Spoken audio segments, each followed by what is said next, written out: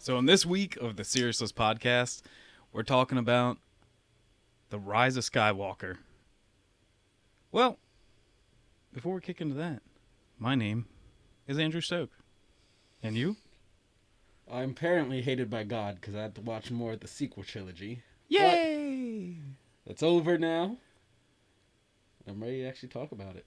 Yeah. And first, though, because we're talking about Star Wars and probably some Disney-ness, well, Disney had to release its whole new calendar of crap the same day that the Game Awards were. And we'll probably hold off on the Game Awards stuff just so we can talk about that more separate from all this Disney madness. But I think we'll get into at least the list. So I've got kind of at least the Marvel movies right now. And you can shout out something actually you care about. But we got WandaVision coming up. Okay. We got Doctor Strange and the Multiverse of Madness. Now, are you listing these in chronological order that they will be I have no idea. dropping in Disney Plus wise? No idea. All right. Because I really don't know their dates. That would have taken too much research, and I just pulled this up right before we started. All right, true enough. We So, don't do any research here. And then we got Falcon and Winter Soldier. I'm very excited for. Black Widow, which hopefully eventually gets released. Loki, which looks awesome. Like, I can't wait for that. I love Tom Hiddleston. Yeah. So. And looks like they're going real, like, strange fiction kind of stuff with it and all kinds of weird multiverse-ness. We get What If, which looks pretty cool because it looks like they're even doing Marvel Zombies. Which, boy, howdy, am I excited. Yeah, I know. That's definitely one of the ones that is pretty sick. Shang-Chi. Zoom tight. Yeah. That was a lame joke. I kind of looked into, like, even the actors and stuff. I don't know them, really. They're all kind of new to me. I mean, to be fair, I don't know much about Shang-Chi. Look, I have a mask on. Don't judge me. I don't know much about him in the first place to really... Yeah. I'm excited. Something new. Yeah. Hopefully it's everything Iron Fist should have been. Yeah. We got Miss Marvel, which I do like Kamala Khan in the comics and stuff, so I hope she's kind of cool. I know one you're looking forward to. Captain Marvel 2. We're going to have to cover that on this channel, aren't we? Probably. We just had a discussion that we don't want all of our like movie review breakdown things to be like angry, but a lot of them turn out that way. I'm fine with it. It's Yeah. easier to be angry than to be nice. Got the Eternals. Interested just to see how that's going to expand the MCU. Yeah. Hawkeye. Who doesn't love Hawkeye? Yeah. Well, especially, I don't know if you've already saw some screenshots and everything. I have not.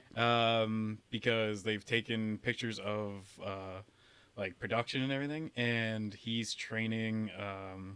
What is her name? Kate. Yep, Kate Bishop. Ooh. And I forget what the actress's name, but she's real pretty. And then we got She-Hulk, which they also confirmed that Mark Ruffalo and Abomination. I forget who his name is. Yeah, are going to be both in that show, which is pretty exciting. There's a few other things, like these are more like the newer stuff that's coming, but Black Panther 2, apparently they're not going to replace Chadwick Boseman somehow. I guess he can just be in the suit like the whole entire time. There's also Armor Wars. Which, if I remember correctly, that's supposed to be Rhodey taking on... The basically like Iron Man kind of like mantle. Yeah. Now, is he going to actually be Iron Man, or is he just going to be War Machine still, stepping into Iron Man's main role? I hope it's the latter. Like, I hope he's just being Rhodey, like being War Machine. But the like explanation of it kind of seems like he might be becoming Iron Man.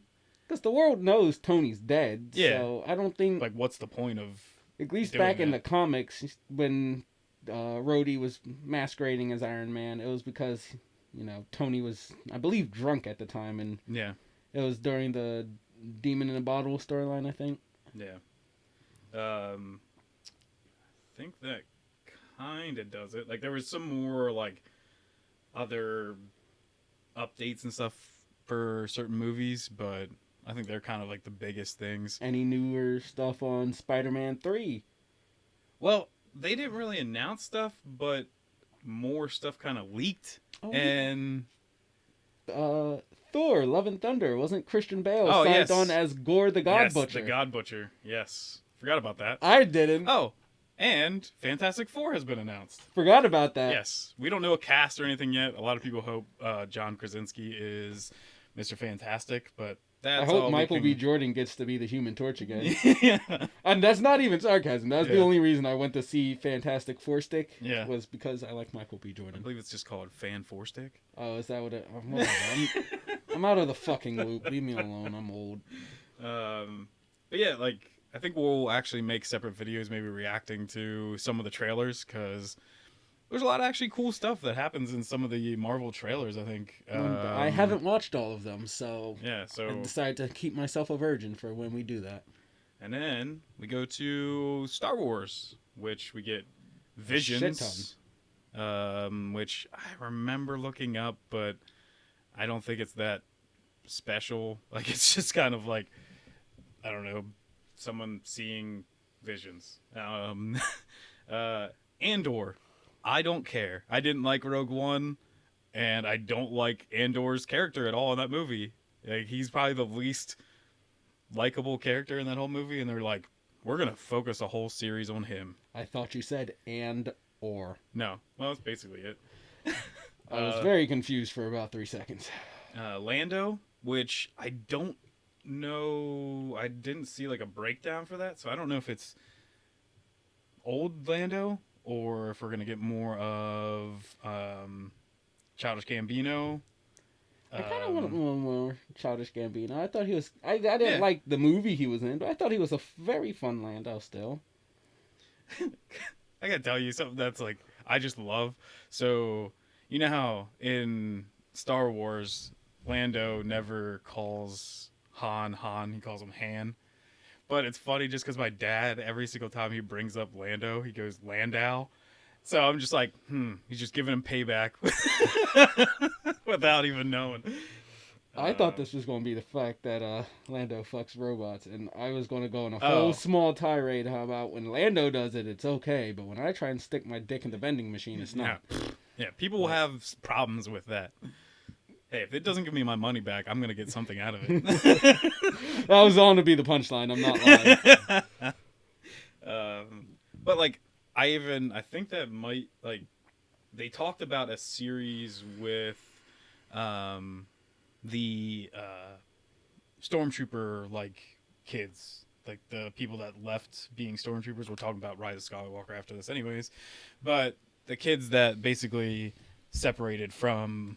that random island of people that had yeah. nothing to really do with anything in the Rise of Skywalker. Gotcha. Yeah, but they have a decent reason in the books, which I think I'm going to bring up a lot of stuff about the books in this I will disqualify. movie. Well, no, I'm just going to do it because it kind of hurts the movie. Because I'm just going to be like, they could have made this movie better. Oh, they could have, but they didn't. But those characters are going to mean a lot to Lando. So because they're all his kids. I bring this up now, might as well. Is Lando actually lost his daughter? She was taken and turned into a stormtrooper.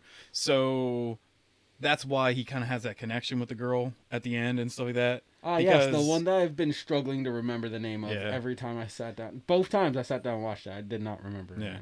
But that, like, it might be kind of a cool story. And the book also kind of brings up that maybe just like Finn is supposed to, maybe all these stormtrooper defectors are force sensitive. See? Because you don't have a mask on. You don't have an excuse. because that's kind of how they broke the programming or whatever. Like their brainwashing is because they're force sensitive. But then we go to Droid Story. I don't know. That didn't grab my attention at all. I was like, I don't care. One of the very big ones, Ahsoka. Why the fuck would we need Ahsoka? I have Rey Skywalker. Because Ahsoka's awesome. And She also, can't be cooler than Ray you Skywalker. haven't been watching Mandalorian. I know so she's made an appearance or a yes. cameo or something. I And don't know the depths of it. love her. I already loved Ahsoka. Period. I've got her lightsabers on my wall. But then Rosario Dawson, which I think is gorgeous, plays Ahsoka. So I'm just like, yay! I was like so excited, and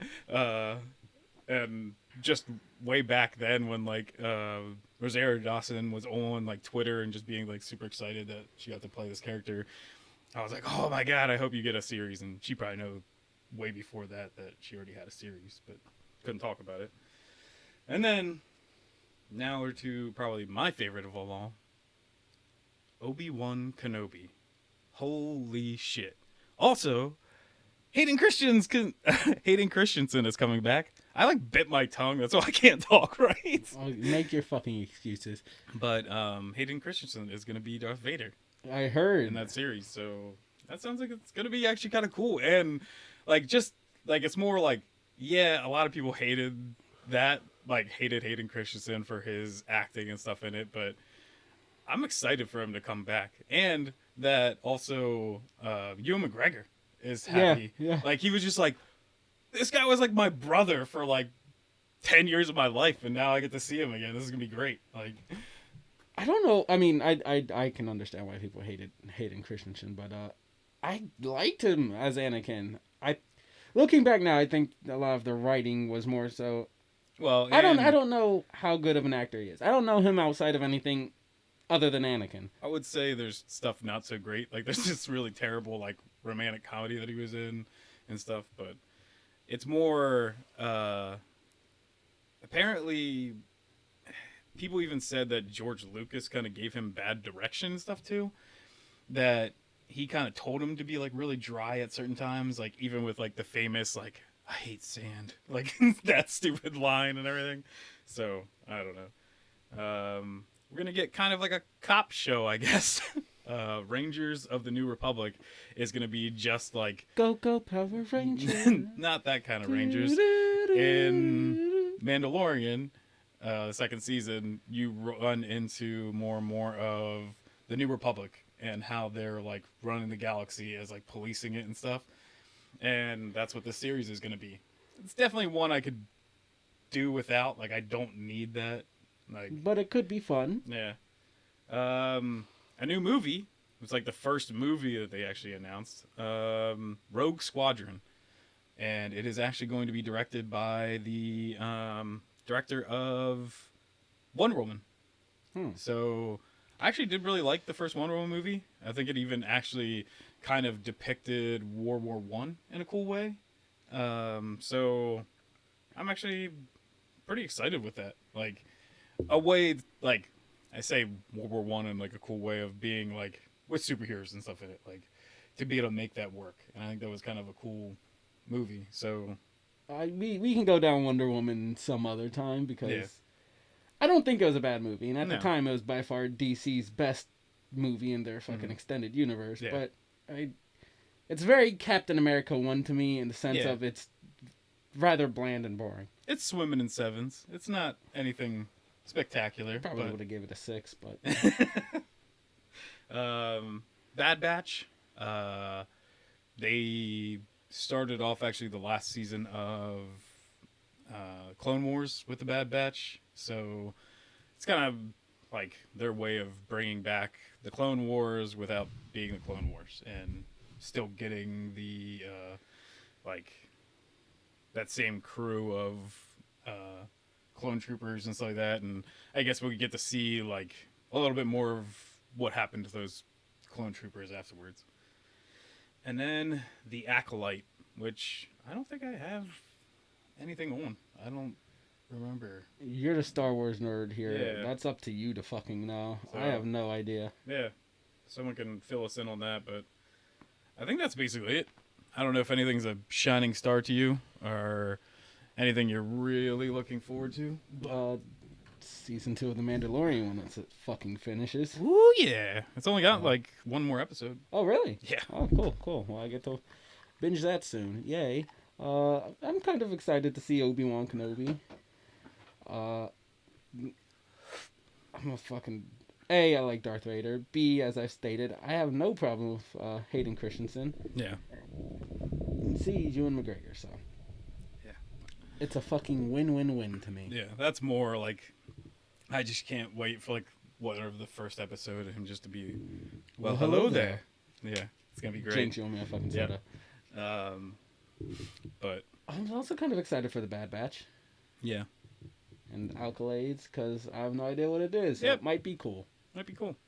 And then on the Marvel side, like I kind of echo you with that, except for Ahsoka already kind of talked about that. I'm super excited with that. But on the Marvel side, What If seems cool to me. It's all animated, but they're actually getting all the actors to come back and do voice acting. Cool. So it's not like you're going to be in some weird Uncanny Valley thing that's like in the weird kids Avengers shows and everything where it's just like, yeah, sure, like there's like close enough voice capture, but this is like legit going to be Chris Evans and Robert Downey Jr. and stuff. So, and that's also kind of cool because those two I just mentioned are dead, so we get to see them back because hey, Cap's still alive. He's just old and withered, right? He's dead. He's dead to me. Yeah, well, you're some fucking white guy on the internet. Your opinion doesn't fucking matter. Yes, you're right. But he can still look. If he got his fucking age back in the comics, he can take another serum. Well, yeah, he'll meet up with Deadpool and they'll run around and fight some people, and then he'll get his youth back. Yeah, that's how it goes. Yep. It's all Deadpool's fault.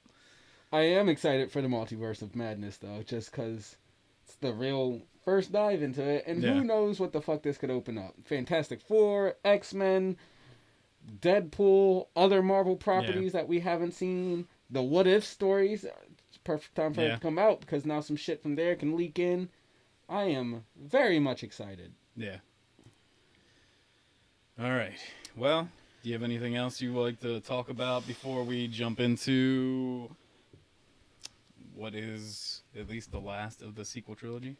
That depends. If I bring up something else, can we just talk about that instead of going into the sequel trilogy? No! Alright, then no, I'm fine. Alright. So, we start off dun, dun, dun, dun. with scrolling text for almost no reason, because it screams from me. For some reason, the sequel trilogy believes in no gaps. And No, I think there's like a whole year gap, right? No! I thought there was like a year. No, it's like there's like a year or two. It's like gap. a week. Is it really? Yes. There's like no time difference at all in these movies. I just thought they're like fucking. They had a whole base set up. There's fucking Rey was training. No. There's like she was frustrated because she wasn't able to commune with the god. I just thought there's like bare minimum a fucking year's time here. No. Fucking Pride's back. Kylo's been supreme leader. I just assumed that all happened at the end of the movie. Yeah, but I thought like this shit was just like continuing. No. Like what? No. What? It's maybe like a month. I'll give it that. I thought it was like bare Rey minimum had some a time to fucking read year. some books, and Well, hold on. That doesn't prove your point, because I'm like no closer to being done with my Norse mythology book than I was when we started this channel. I've read like maybe but the thing chapter. is you've got like movies and video games, and Rey only has books. She has training. I'm saying you're distracting yourself with other stuff. I'm not. Sure.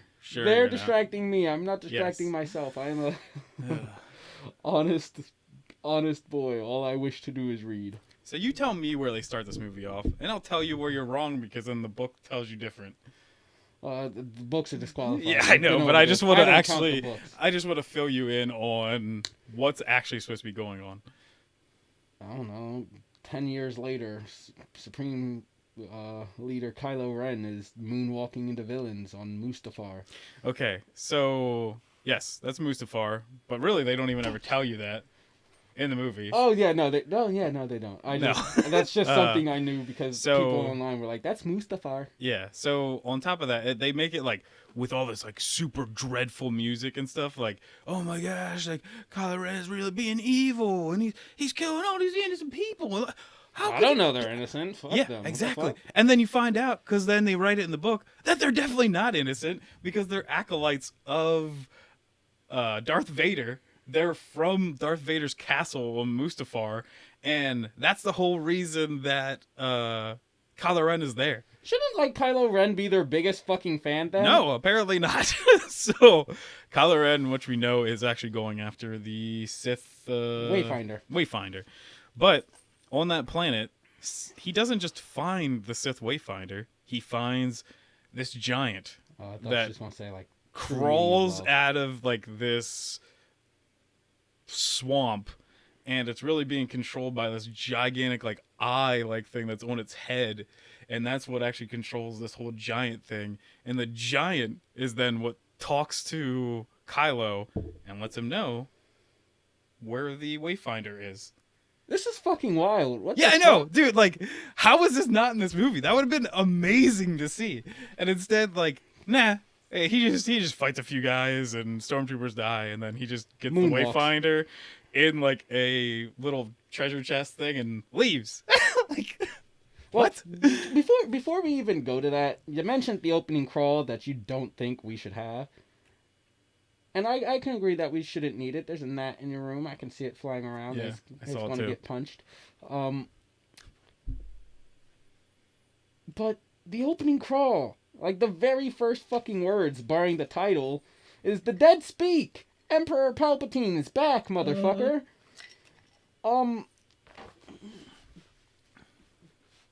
Don't you think that should have been something that like I know the entire marketing ploy of The Rise of Skywalker was kind of based around, ooh, Emperor Palpatine's back. But that's how you actually knew, is just we got his laugh at the end of. Yeah, but like having it just announced in the very first line, hey, this guy's back. Yeah. Well, if their directors and writers actually gave a shit about like making this a cohesive thing, then this would be a lot better, because then you don't have to worry that much. And then if you actually do real jumps ahead, then that scroll makes sense, because then you're like, oh, time has passed. Well, not on top of that, like I thought the point of the opening crawl in Star Wars was to convey information you might not know because time has passed between movies. Yeah. This is information that most, if not all of the characters know, because they're going through this stuff. Yeah. So when they go, the dead speak, Emperor Palpatine's back, you know, I kind of go into the movie expecting, hey, everybody knows that Palp's back. But the opening, at least for the good guys, is them getting information that Palpatine's back. That Palpatine is back. Yeah.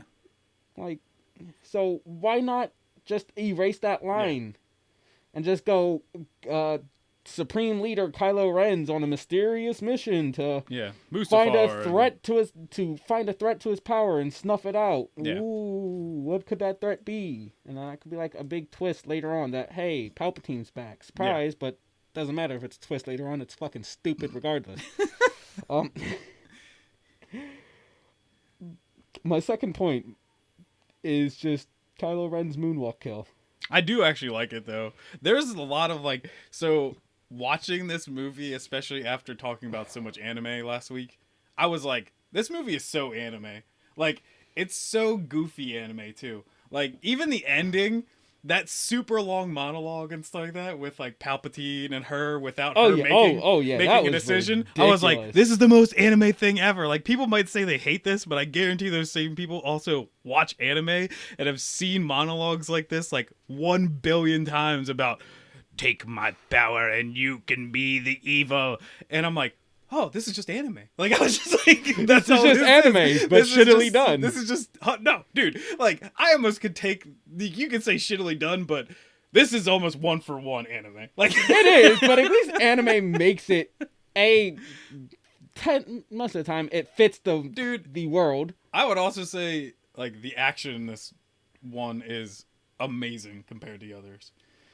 The fight scenes are awesome, especially the Are they? lightsaber fight scenes. Yes. Are they? Yes. Did you see the fucking Rey versus the guards, Emperor Palpatine's like personal guards? That was All she's doing is deflecting blaster fire. Go back and rewatch it like you did the fucking throne room. But shit. I mean, she's doing is deflecting blaster fire and using the Force. Kylo Ren's though. His is dumb as fuck too. No, his is sick. You know what? We can get to that when we get to it because I made points. I got bullet points on my phone. Bro, he went into the fight against the Knights of Ren with a blaster. Yeah. Where the fuck did his blaster go? He got it knocked away. No, yes, like the next scene, they don't have it. Yeah, because they knocked it away. Off camera? Where the fuck did they knock it away? No, it happens in that fight. I just watched it. And then when he gets his fucking lightsaber, there's a scene. He does this fucking spin, he stops, he fucking cracks yeah. and holds Well, it like this. That's because... And then that motherfucker's like, yes, the lightsaber. That's because and that then was they cut supposed to to him be... again, he goes, whew. Well... Stands back up. No, actually... Okay, it is ridiculous. That's just, I think, edited bad. It's supposed to be much faster. It is ridiculous. It's supposed to be much faster, but also, I really like that fight because you're finally getting to see Ben as, like, a Solo. You're seeing him as, like, this cocky... I don't think they've done enough to predict it. Like, I have a note where I say I like the fact that when he pulls out the lightsaber, he does Han's little shrug. It's cocky and half-assed and everything, but Kylo hasn't evolved enough to do this. He's been this his whole life. He just is finally embracing that side of him. No, he's just been a fucking emo cunt. Yeah, he's been but that's why he's like, spaghetti. You know what? I always was this kid. Like They don't do the work to get this. This is not what they deserve. Yeah. This is like Luke Skywalker's fucking redemption at the end of the last movie. They haven't put in the work to get here. Is this the same guy that I just argued about Iron Man being a piece of shit and you thinking that like his arc made sense in Captain America Civil War? Because it didn't make any fucking sense as a superhero. I said that makes perfect sense because I'm also a piece of shit. There is perfect reasoning to that. Kylo Ren didn't deserve anything that he got in this. It's all very happy. We can go down this as we get there. Let's rewind back to the fucking beginning of the movie and go through this like point by point like we should instead of jumping to the end. So Kylo gets the Wayfinder. He flies through the fucking space diarrhea to get to Exegol. He lands there. He finds the Emperor. He finds a bunch of fucking Snoke clones trapped in a fucking cage or some shit. I don't even know where to start with the Snoke clone thing. Just why, I guess. Snoke is essentially just... From the movies, Snoke is essentially just the Emperor, but in gold instead of black. Why if you are making Snokes or puppeting Snoke or whatever, why not just be you? Why you gotta be whatever the fuck Snoke was? Well, do you want me to ruin something in Mandalorian for you? Okay, so they're kind of filling us in now that they've been looking for creatures with very high Midichlorian count, and that's what they're using the DNA of to make a better vessel for Emperor Palpatine. So technically, that's why they don't look really human, is because he's trying to perfect like a new body to be like just ridiculous in the Force. All right. Well, why have Snoke? Because I'm guessing that Snoke that was in the fucking movie wasn't. Yeah, he was like probably like half made, but he still needed to like push his plan to be able to also like reach out to Kylo to like make this all move along. So he couldn't just be like, Did he really? His plan's kind of fucking stupid. The end of the movie, his plan was get ready to kill me. Well, that was his last ditch plan. Like his previous plan was use the New Order to just go and like take over the galaxy again. And then they were failing at that because a new Jedi came back and everything. So it's all like his granddaughter came back. Yeah, like you can't just look at this just as this movie. You have to like build on it from everything else. So he's been trying. He's been trying to like. So then, why does he have this? Basically even to why himself. Why not use his fucking fleet on Exegol then? his whole entire fleet that's hidden on Exegol, the Final Order, or the final. Yeah, it's the Final Order. I was about to say the Final Solution. It's close to fucking enough. But like, technically, he already kind of like won a major part of his plan. So he didn't like even having like a failed Snoke or like a failed clone go there didn't like Why not just hurt that much because he defeated Luke Skywalker basically. Why not just use the fucking the Final Order from like the jump? Why waste time with Starkiller Base if you have fucking 1,000 Death Stars all outfitted? Maybe they weren't built yet. You just said these movies can't take more than like a month apart. You mean to tell me he couldn't wait a fucking month? No, his plan had to go into we play don't know now? when, like how. I mean, I'm saying like the whole way back to like when he first like was corrupting Kylo. If the First Order, I mean the Final Order. Okay, you plans, can. They were still building them the whole way then. Okay, sure, you can argue that and possibly for corrupting Kylo and Snoke and all that. But Starkiller Base, why waste time with Starkiller Base and resources when you have 1,000 Death Stars outfitted with, or Death Stars, fucking Star Destroyers outfitted with Death Star tech? Oh, because this can destroy a whole entire like solar system. Is Starkiller Base. When those can only destroy like one planet at a time. Starkiller Base killed like 5 planets and it needed 3 days to reset or some shit like that. Yeah, that's you could just pretty park damn incredible. He has 1,000 fucking Death Stars. He can just park one. They have light speed. Fly to a fucking planet. Nuke that shit. Jump to the next one. It is much better than Starkiller. How do we not know that they take forever to recharge? Because they don't say anything. None of them do anything. They don't. No one blows up Kijimi. Yeah, and that was it. They don't even. Nobody even worries about that one then. Yeah, nobody cares. Yeah, and it's not handled by the end of the movie unless it went back to Exegol to float listlessly in the fucking. Because like apparently they were like, well, it's gonna take like months for them to recharge that thing and fire it again. They don't say anything in the movie. Yeah, but I'm saying they have a line in The Force Awakens that states that this needs a certain amount of time to recharge. They have no lines in Rise of Skywalker. Thank you. They have no lines in the Rise of Skywalker to say that these things have a charge time, they recharge time, or anything. Yeah, but they're not afraid of it, is what I'm saying. Like they're just like, well, they're rushing to kill it.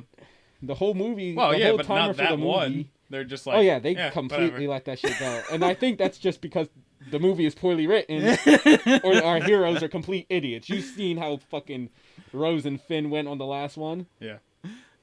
We are way off topic already. Somehow, we've made 3 comments about the beginning of the movie, and we've already jumped to the end. Yeah. But that's what's great about this. I still feel like a lot of the dialogue in this movie is corny. I like the "I've been every voice inside your head" line, especially it going through. Well, yeah, from like I think that's actually really cool. I thought that was hella neat because especially like him, like they having like James Earl Jones. And stuff like that everybody's voice actually coming through to be it. But other than that, the rest of their conversation was just kind of bland. Well, that's also Emperor Palpatine. Like we have, like you can go the whole way back to like Return of the Jedi, and. Like my brother argues that Return of the Jedi is better than Empire, which I love. I think Empire is probably the best. Phantom Menace, greatest movie. Because The Rise of Skywalker, Last Jedi. In Return of the Jedi, there's a lot of just like dead nothingness of just Emperor Palpatine just rattling on and on with Luke standing behind him in the Death Star, like, and it's like. It's just, he just keeps going on because he likes to hear himself talk. Like that's just it. Which that guy is a good actor, and for him to do like all of them, yeah. But yeah, it's just he goes on and on and on, and yeah.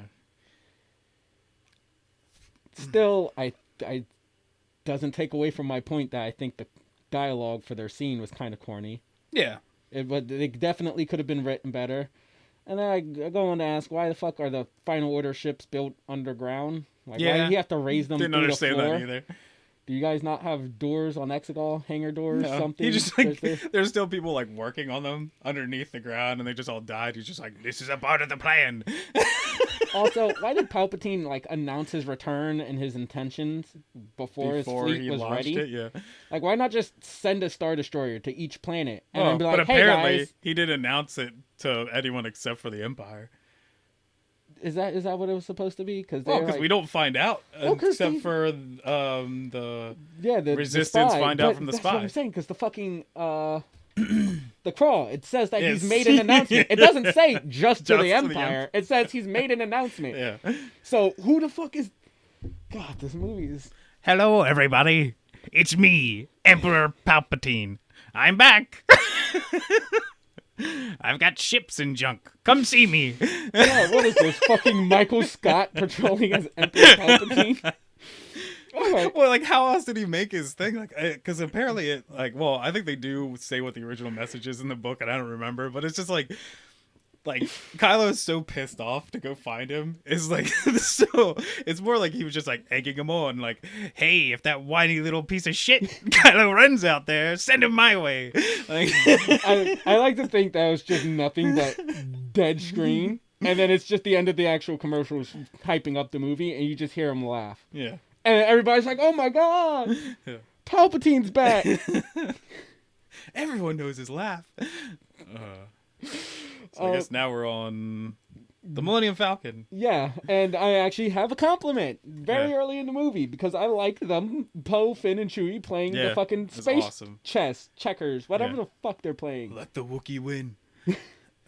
Calling him a cheater. Yeah. This goes to what you said. There's banter, and it was kind of there's fun. so much better banter in this, especially at least to the friends. Yes, there's still some bad dialogue in Oh, this, but like the friends actually act like friends in this instead of like Last Jedi, where everyone just has one-liners and they don't really mean anything. Which there are still a couple in here. People like actually joke and talk and everything. And in this movie and in the book too, it's kind of cool that the Millennium Falcon has a whole entire crew now. It's not just run by like there's actually people. even more than you see in the book. I mean, in the movie, in the book.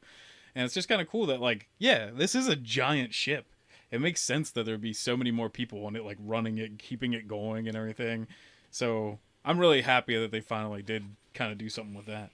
So, and then I go on to talk about the spy, the getting the information scene. Mm-hmm.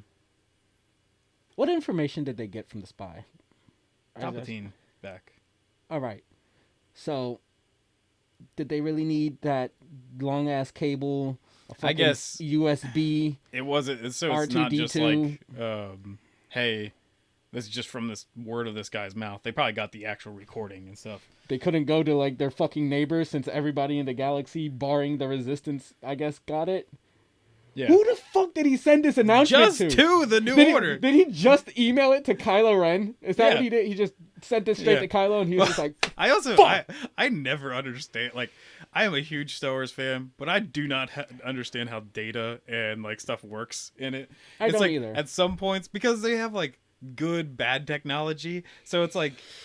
It's like sometimes they receive stuff like over radio, and then you're like, oh, the Death Star plans are only on like this giant like hard drive, and you're like, it has to be passed hand to hand, and you're like, why couldn't someone just like go on their phone and like upload this to Dropbox? So then the light speed skipping. Yes. I think we talked about this last time on the Last Jedi, Yeah. and how they've already kind of broken light speeding in space, and that chances are every time you do this, you probably end up in like just space rather than a pretty new set piece. Yeah. But they do it. The TIE fighters can also do it. I guess they can also track through light speed now. They can go. Well, I don't even think it's really like it's not like tracking because they've done this in like other stuff. I think they even do it in like Star Trek and stuff too. That like as long as you're still leaving behind like a trace of it, you can use that other person's like warp point to like. I had a joke about that. And I was wondering if that was the case. But the other thing is that like, yeah, because like everyone that knows Star Wars knows that like TIE fighters can go to light speed. I'm fine with the Except light for speed. Ryan Johnson, because he doesn't do it in his movie. I'm fine with them going to light speed. It's the whole No, light speed I'm just saying skipping. that, like, oh, he could figure out, like, J.J. Abrams could figure out, oh, yeah, these things can go light speed, and if they wanted to attack those resistance ships, they could have. I definitely think J.J. Abrams was the bigger Star Wars fan out Yeah. of the two of them. I think Ryan Johnson was just like, I want to make my own movie, but the only way I can do it is through a Star Wars IP. Yeah. Now, don't get me wrong. I don't think J.J. Abrams is great. I'm just saying no. he's better than Ryan Johnson. I just think he's a better fan. So Rey finally has some flaws that she can't commune with dead Jedi. Well, also, you didn't bring up Rey, the Avatar. Oh, the Avatar pose. One of the 4 elements floating around her. Yeah. It's funny that you say that, because I dead ass just thought of the Avatar when I started doing it. I don't know. You're a fucking Force expert. You talk about that. Oh no, there's no way that she could have done that. Like, that's not like a thing. Like, like Luke concentrating raises like one rock when he's like at the same level she is, and she just has like a whole planet of rocks floating around her. Like, what the hell? Well, she's an earthbender. Get over it. And like, there's also like plenty of other parts in the book too during this whole entire area. For one, she's already making her new lightsaber, and 2, I feel like the movie should show more. Yeah, if at and all. 2, it's not actually like the gold one at the end that you see. She's actually building the fold-out thing that she sees in Darth Rey. Yeah, vision. Which is kind of cool. Like that is like another connection. Like, it's not just like, oh, I see the dark side version of myself, but like, I was working on this thing that I haven't even completed yet, and my dark side version has this. It would be cool if it was in the movie. Yeah. But it's not. So then, yeah, she complains to Leia that she can't feel other Jedi, and then she goes off and trains. Yeah, rather than train at the thing you're bad at, she's just like, I can't do it. I'm just gonna run this through thing the that woods. I'm good at. And she wasn't good at that either. What do you mean? She balanced on a stick over a chasm. She got the shit kicked. Like, she got the shit kicked out of her by a little ball. Yeah, but she balanced with not even the helmet on. She balanced on a stick over a chasm. Yeah. It was like pow, pow. Yep. She is now a badass. And then she got angry, and she threw her lightsaber and dropped the tree on BB-8. So and then smashed it with a stick. Yeah. So I also want to bring up that. So in the book, they don't make that like a comedy kind of moment of hurting BB-8, which I think makes sense. So because this is supposed to be like her possible fall to the dark side. So because every single time she uses anger to like end her means, like or to get what she wants, they're showing that it hurts her friends, and they make a much bigger deal in the book of even just her hurting BB-8, and it's like that makes a lot of sense. Yeah. Also, I forgot.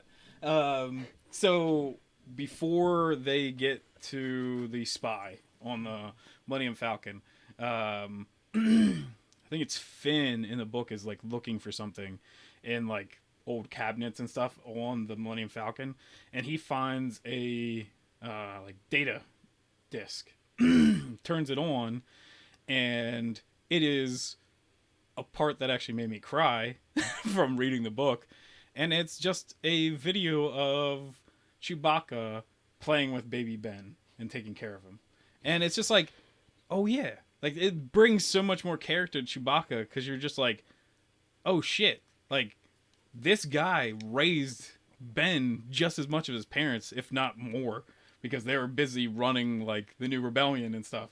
So Chewbacca is taking care of this child, and it's just like a way of showing that like how much that connection like meant to him. Something else that just should have been in the movie. Why the fuck isn't it? Yeah, and they talk about that like that data disc or whatever is like so worn down that like most of it doesn't even really work. So clearly Chewbacca like watches it over and over and over again. Like he can't even forgive himself that he somehow like lost Ben. And you're like, oh my gosh, like how the hell do you not do this? Like, this is amazing.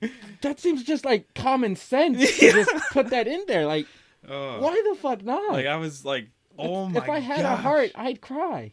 Yeah, I was like, holy shit, that's amazing. Chewbacca does get a line where he goes, yeah, and then Poe's like, well, I'm not Rey, or Rey's not here, I think, when he's trying to escape the TIE fighters. So I think they insinuate that Rey's a better pilot than Ace Pilot. Yeah. Poe Dameron. Yeah. Yeah. But I went on to bitch about, because it's very clear that her throwing her lightsaber and BB-8 getting hurt is the workings of them trying to put this possible fall to the dark side in play. And I don't think having that introduced in the third movie of your trilogy is a very smart idea. Well, I think like they don't in need all to of them introduce they've it. shown her that she's like just angry every single time she fights. Like, she's always like screaming and stuff, and Kylo Ren's actually the one that, because he was trained by Jedi, is like It's very calm. smooth. Yeah, but I don't think they do a good job of really showing that it's anger. It's she's screaming, but it's grunts. I'm not a fighter. I'm a lover, not a fighter. But I bet you right now, if I throw a fucking punch, I'm gonna go, ha!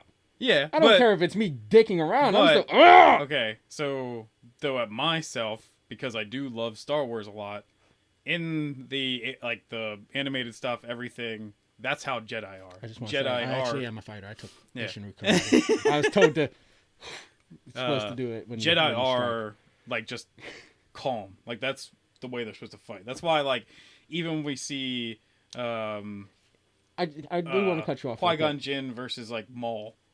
Qui-Gon even just gets down and like meditates and waits because Yeah, I he's love ready that to scene. just be calm and fight. And Maul that's the paces. difference Oh. between like how a Jedi and a Sith are. I do love that scene, and you bringing this up also would just make better sense for I don't know, Snoke, Palp, whoever you want to call him at this point, being kind of upsetty spaghetti with Kylo Ren, because he typically is a much more calm and fluent fighter. Yeah. And you could have put a little bit more emphasis on this to show that he's not entirely bad. That could have been, that could have been the turning point. You could have had in The Last Jedi, Luke could give Rey a lesson. Rey learns that you got to be calm during a fight. That's the lesson.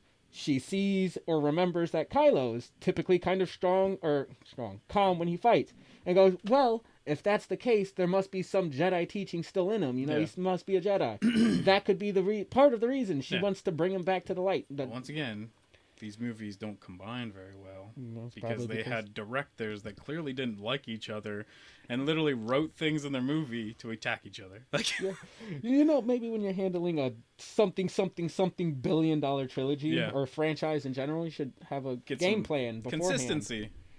But where the fuck was I at? Yes. Everybody The shows up. lightsaber's fixed. Yeah, and in the book, they even kind of brush it over. That's just kind of like, I don't even think it's Rey that fixes it. I think it's more Leia that fixes it, because that's why Leia holds on to it and doesn't really hand it over to her. And also, this whole entire time, which also sucks, is, I don't know if it's just because Mark Hamill already got angry with the people making Star Wars now, but Luke Skywalker is talking to Princess Leia like this whole entire time. He's, for one, calling her to the Force, like the Force wants her back. Two, he's the one that, like, because Rey even says in the movie, she like hands back the lightsaber and she's like, I'll take your brother's lightsaber when I've earned it. And then Luke actually tells Leia, then, like, give her the lightsaber. So it's like, there's so many things that you're just like, why did we have to miss this? Like, this makes no sense. That's a fair question. I feel like it would have enhanced the movie. Yeah. And it's like, who's going to hate Mark Hamill? Like, who's going to not want him, like, just, even lending his voice acting. I mean, typically I like to play pseudo devil's advocate when you're like, who could ever possibly hate so-so? I don't even want to do that because I love Mark Hamill so much. And then, you know, Poe lands. They have that little joke of get somebody to help. This is on fire. That's on fire. The entire ship's on fire. Mm-hmm. Millennium Falcon is on fire. Don't know if you noticed. But I mean, the Falcon's been in worse shape. B, Rey is the one extremely pissed about that when I believe the ship would like go to Chewbacca before Rey. Like, shouldn't that be Chewie's ship now? Shouldn't Chewie be the one that's a little more miffed about it than Rey? But at least in JJ's eyes, I think it's supposed to be like that's Han's daughter now or something like that. Like JJ, I think, wanted to build on that relationship a lot more. And if he got to do Last Jedi or whatever the second movie would have been called, he probably would have made it more like how much she cared about him or something, or built more on that. But since he didn't, then it makes no sense. You know, if that happened, I'd be less bitchy about this as a point. And so they argue, which I don't know. I don't really care much because this is literally like the second time they've been on screen together. Yeah. But it's meant to act like they've had like a super long which again lends to me thinking that years like or some shit have gone by because they have chemistry kind of. Rey completely ignores the fact that BB-8 is injured and it's her fault because she dropped the tree on him. Like, the Millennium Falcon is a ship. It's just that. BB-8's a droid. It has some semblance of sentience to it. It has feelings and emotions, and you drop the fucking tree on it. I kind of have to side with Poe here. You're more of an ass than he is in this scenario. Also, why did Poe have to... I mean, I guess maybe he's not used to flying the Falcon. Maybe he's just more of an X-Wing kind of guy. I don't know. Because that's also, like... I think maybe that's kind of the case because...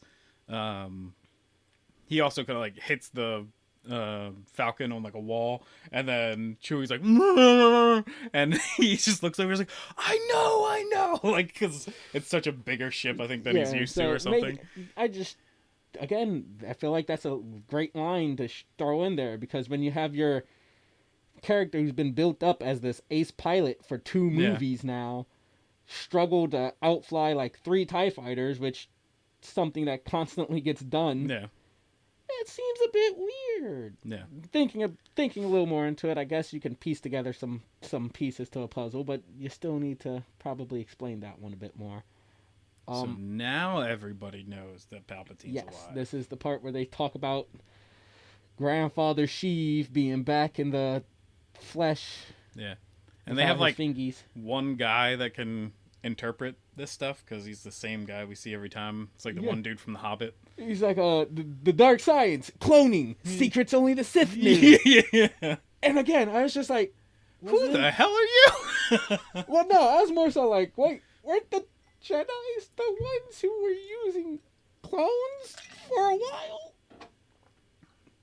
But no, because it was actually Palpatine that had the clones made.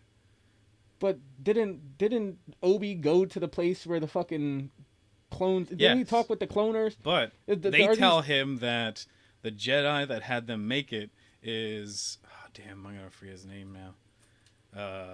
Let's just call him Ronald. No, it's even kind of like a... I don't know, it's like a meme kind of name. Damn it.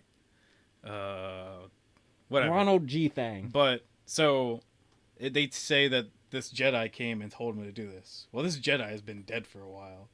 He even, like, his backstory ends up in, like, Clone Wars and stuff. So it was actually Palpatine going there, saying he was this Jedi to teach them, like, how to clone. Okay, so no Jedis know anything about cloning at all. No. All right, well, I guess... So, yeah, it makes sense. But yeah, exactly. I'm like, how the hell does this guy know this? Because he would have to have, like, inside knowledge into, like, the Jedi. So, yeah, I was about to say, even if that clears up one thing, it just opens up another door. That's why I'm like, what Like, what books have you been reading? Like, who put this shit down? Also, while we're on this, then, how is Palpatine back? Is he a clone? Did he just survive? What happened? I guess, like, they don't even. I don't think they explain this in the book. No, they just they rehash the fucking Like pathway to some things that people would say are natural. Well, like his God, I can't believe I just butchered that line. I forgot it on the spot. His like Sith master was Darth Plagueis, which he did a bunch of different things to keep living for like thousands of years until Palpatine betrayed him and killed him. But so Palpatine kind of knew some stuff like that. So I think like he must have just kind of survived the like explosion of the Death Star and everything. Both of them? Huh? Both of them? Who? Both of the explosions? Like, he fell down that fucking shaft, he kind survived, of exploded, and then the whole Death Star exploded. Yeah. But somehow survived that, and then... And he only lost his fingies. Yeah. Well, he is a part of, like, that thing, that machine, too, yeah. that's on him is apparently a Sith cradle, which is like some other kind of thing. Some other kind of thing that like keeps Sith alive for like years and years and years. Adding the word Sith in front of cradle doesn't make it sound any cooler. Cool. Yeah. But I don't know. Yeah. He does in the books too, like even like the Legends books. He survives somehow, and Luke Skywalker has to fight him and kill him. Just how though? How are you alive? That seems like very dead. It seems like beyond dead. Yeah. Well, I don't know how to explain everything. Like, you know what? If he, but maybe if they had something to say that, oh, he escaped some way somehow, I'd be okay with that. But like, he's dead. He's dead. You even said that Plagueis survived for a shit ton time using weird Sithy things. But, like, you ended that sentence with, until Palpatine killed him. So, like, clearly that doesn't stop them from being deaded. Yeah. And Palpatine was clearly deaded. Yes. Why are you back? Why are you alive? Why are your fingies weird? All right. We're going to move on because we're going to be here for hours if I stay like this. So,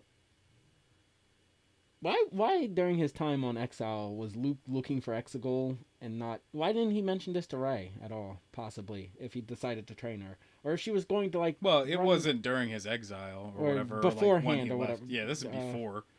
So I don't think this was, like, a big deal to him. I don't think he was like, well, I hit the end of this journey and there's no way of finding it. So when Darth... Uchi left his fucking ship out in the open. I don't think it should have been that hard to find it, but... Palpatine isn't coming back, I guess. Like, he didn't see him, so he was like, I just this isn't that big a deal. Isn't it? Like, Well, hey, I'm just trying to play devil's advocate and give some kind of... I mean, I'm assuming Luke's looking for Exegol because he was trying to find Palpatine or something. And there's a line later where Ghost Luke is like, I knew you was a Palpatine all along. Yeah. And I mean, if you're willing to train a Palpatine after you stop training your own flesh and blood relative, maybe you want to say, hey, go kill Palpatine. He's the fucking puppet master or something. I just don't get it. I don't understand anything.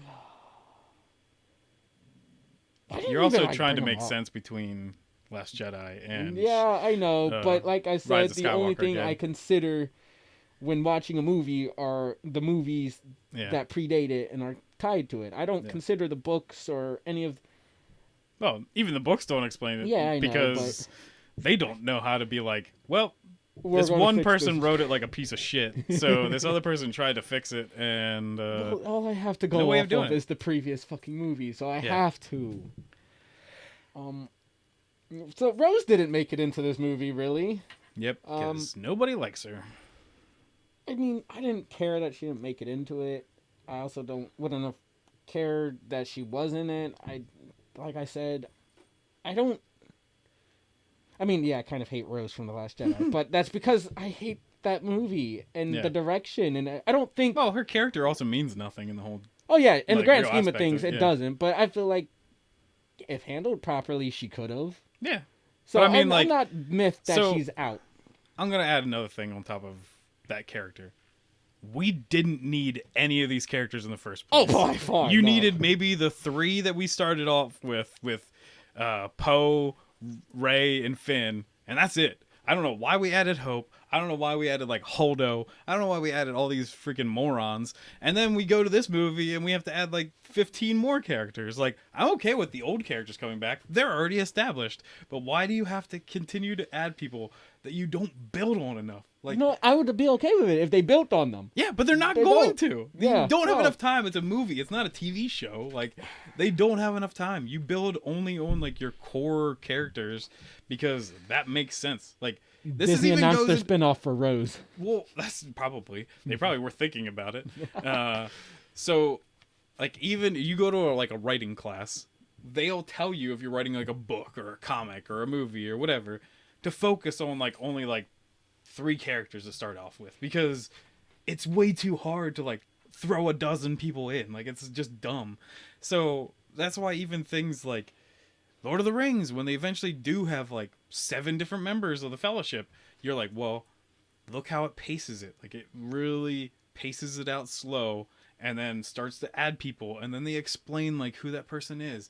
Or even if it's like Aragon and he's got like a shady past and not really telling you that he's like technically a king yet, they still like give you pieces of that character. Like, you just get nothing out of these people. They're just like, I exist, and I taste people who try to run away. here's one aspect of my life, and that's it. Rose got 2. No, I mean, it's tied to the one. Shit, never mind. I was gonna say she tases people that try to run, and she hates cowards, and her sister's dead. Yeah, and that all is just That's- because her sister's dead. Yeah, so I took it back before I said it. Yep. So Kylo Ren, there's a couple scenes where he's like fondling Vader's helmet again. Yeah, I don't And- know if he's like trying to pull on the force like of his grandfather or like what that object has, because like objects can hold the force. So yeah. I don't know if he's trying to like channel stronger so he can reach out to Rey, because that's basically what he does in that he whole does. scene. So I'm assuming that's what he does, like, because he isn't somebody that can like pull memories off of it. So he's clearly just like pulling the force off of an object that has really powerful force energy. Okay. I think that's what's happening. See, Because it's not just even that it's like his grandfather was really powerful in the force, but it's like crazy things happen, because even like traumatic moments have like created powers in the force. So that helmet went through the destruction of the Death Star. So that's even just another moment that the force had like a crazy moment. See, I was wondering if it was him trying to, I don't know, tap into the dark side to contact Rey or mess with Rey, because it was also around the same time that they start showing cuts of Rey getting shot by the little orb thingy. Yeah. So I didn't know if it was like him, like, Vader, give me some strength to make her angry, so she Yeah. gets. Well, I think it Going was just into the him dark trying to side. connect to her, because then she even like sends back, because she sends back Yeah. the visions of him killing his dad and everything too. So I was it was also wondering if maybe it was him trying to reach out for Vader or Anakin himself to maybe guide him in this troubling times. If his weird Vader obsession in general was, because he But- does go to remake his mask. I didn't know Yeah. maybe his Vader obsession in general was just returning. But then even like Anakin would more kick back and be like, Well, "No, that's- you're a good guy." Like, that was going to lead into another Yeah. question, because if that's the case, like, why didn't Anakin just Yeah. force Ghost appear and be like, "Hey, buddy, like, maybe don't be a cunt"? it's more to me. I don't know when the hell, because like, yeah, he appears as a Force ghost in the end of Return of the Jedi, but why? Like, To let you know his soul's been saved and No. he's like a good guy. when the hell did Darth Vader figure out how to become a Force ghost? Bro, my question. He learned it. It's real hard. Like, Yeah, that's also the end of this movie when like, because other my dad even was just like, well, why don't other people show up to her? And I was like, well, this is like probably the only people that she knew. And I was like, I guess Kylo could have showed up, because also I was like, how the hell did Leia show up? Like, I understand that Luke probably went off and figured this out because he had Yoda to teach him how to do it, because Yoda's one of the first people to actually like fully learn how to do it, and he even taught Obi-Wan. So it's like, those make sense. But did Leia actually take out time from being like a general to go out and be like, I got to go through this super crazy spiritual journey to be able to become a Force ghost in the future? Well, see, Vader learned it the same way Genji did. He traveled the world learning to be okay with being half robot, half man. And when he found that, tranquility, he gained the ability to become a Force ghost. So Anakin could show up. He didn't. God, we are just getting sidetracked. So, the Knights of Ren appear. Yes. I think this is the first time we've been formally introduced to them. I can't remember if they cameoed in The Force Awakens or not. Yeah, but we only see them for like a little bit. Yeah. Do you know anything about the Knights of Ren? I know they have big weapons and they go grrr.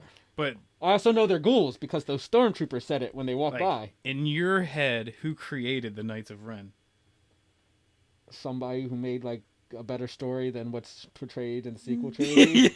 Because I would think even myself as like a casual observer of like if you were just being a casual observer of Star Wars, you'd be like, oh, Kylo Ren created the Knights of Ren. Well, that's what I thought, but when you ask who do you question? think created the Knights of Ren, clearly you're gonna go, it wasn't Kylo Ren. Well, there was this other guy. His name was Ren. Who would have ever fucking thought it?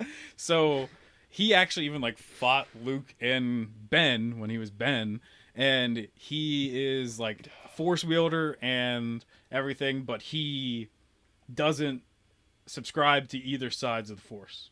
He's like neutral, but he also kind of like reached out to Ben at that time to like teach him that he could also learn that like the dark side of the Force.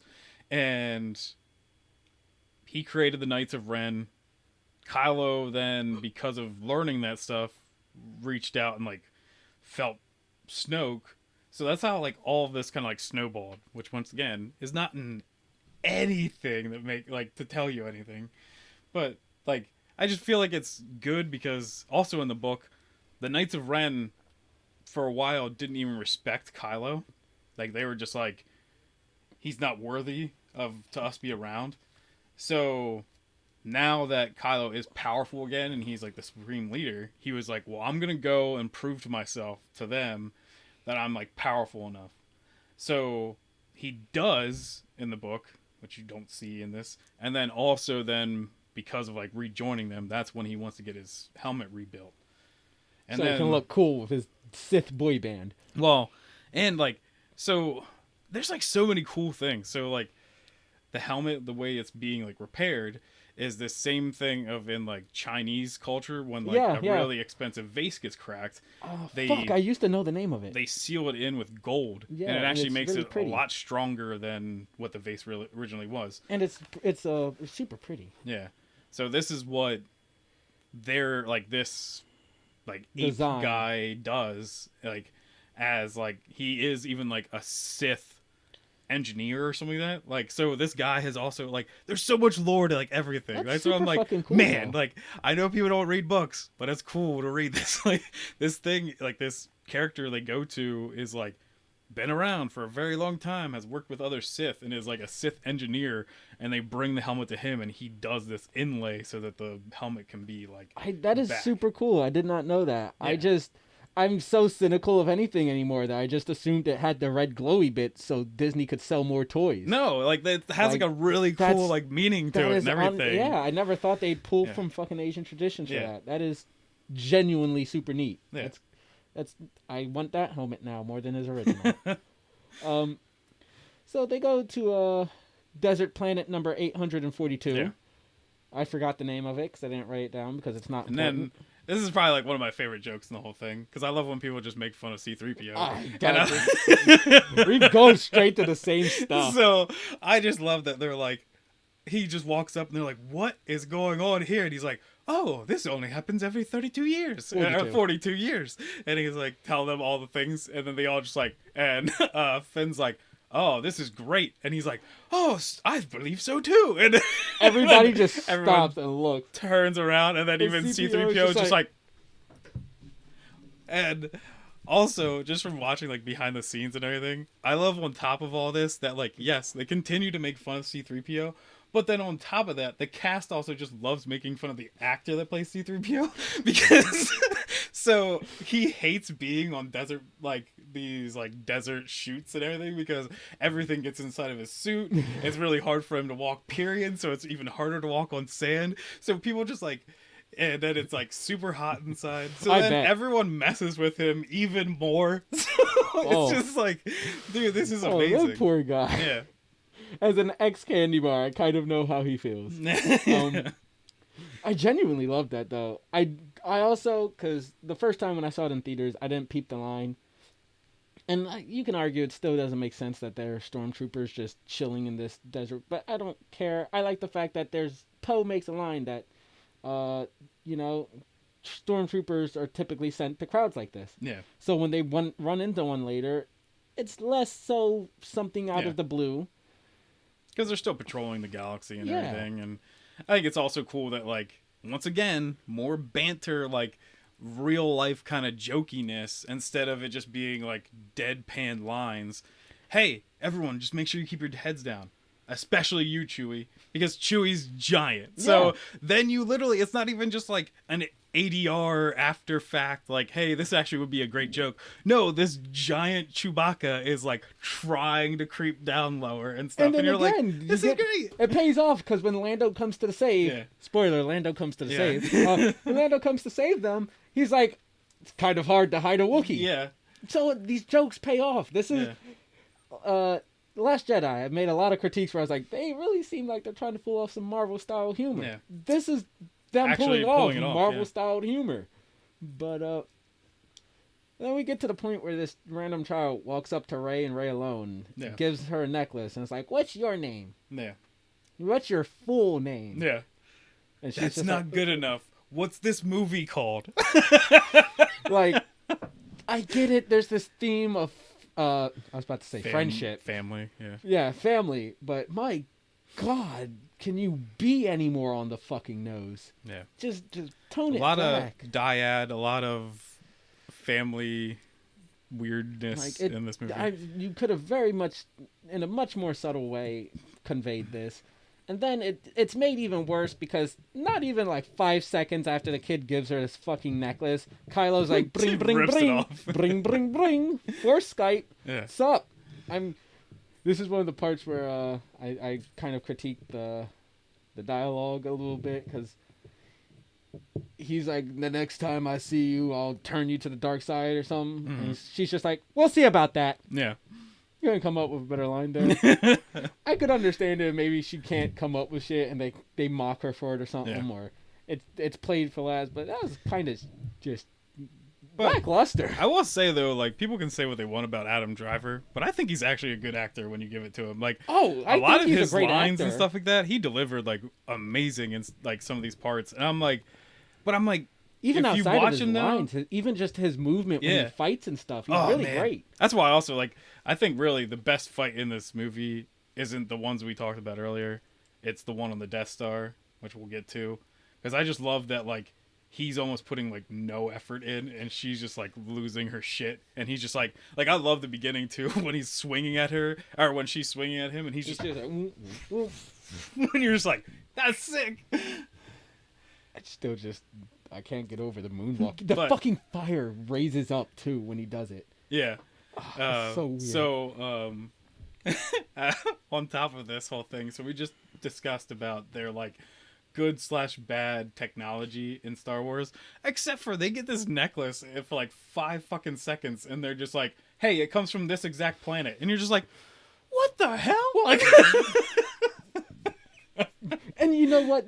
It was made pointless because you in like another 5 seconds get a stormtrooper finds them. So you could have just made a scene where the stormtrooper spots them, makes a call, and is like, "Hey, Ren." Yeah. Is it cool if I call you Ren? Because I got good information.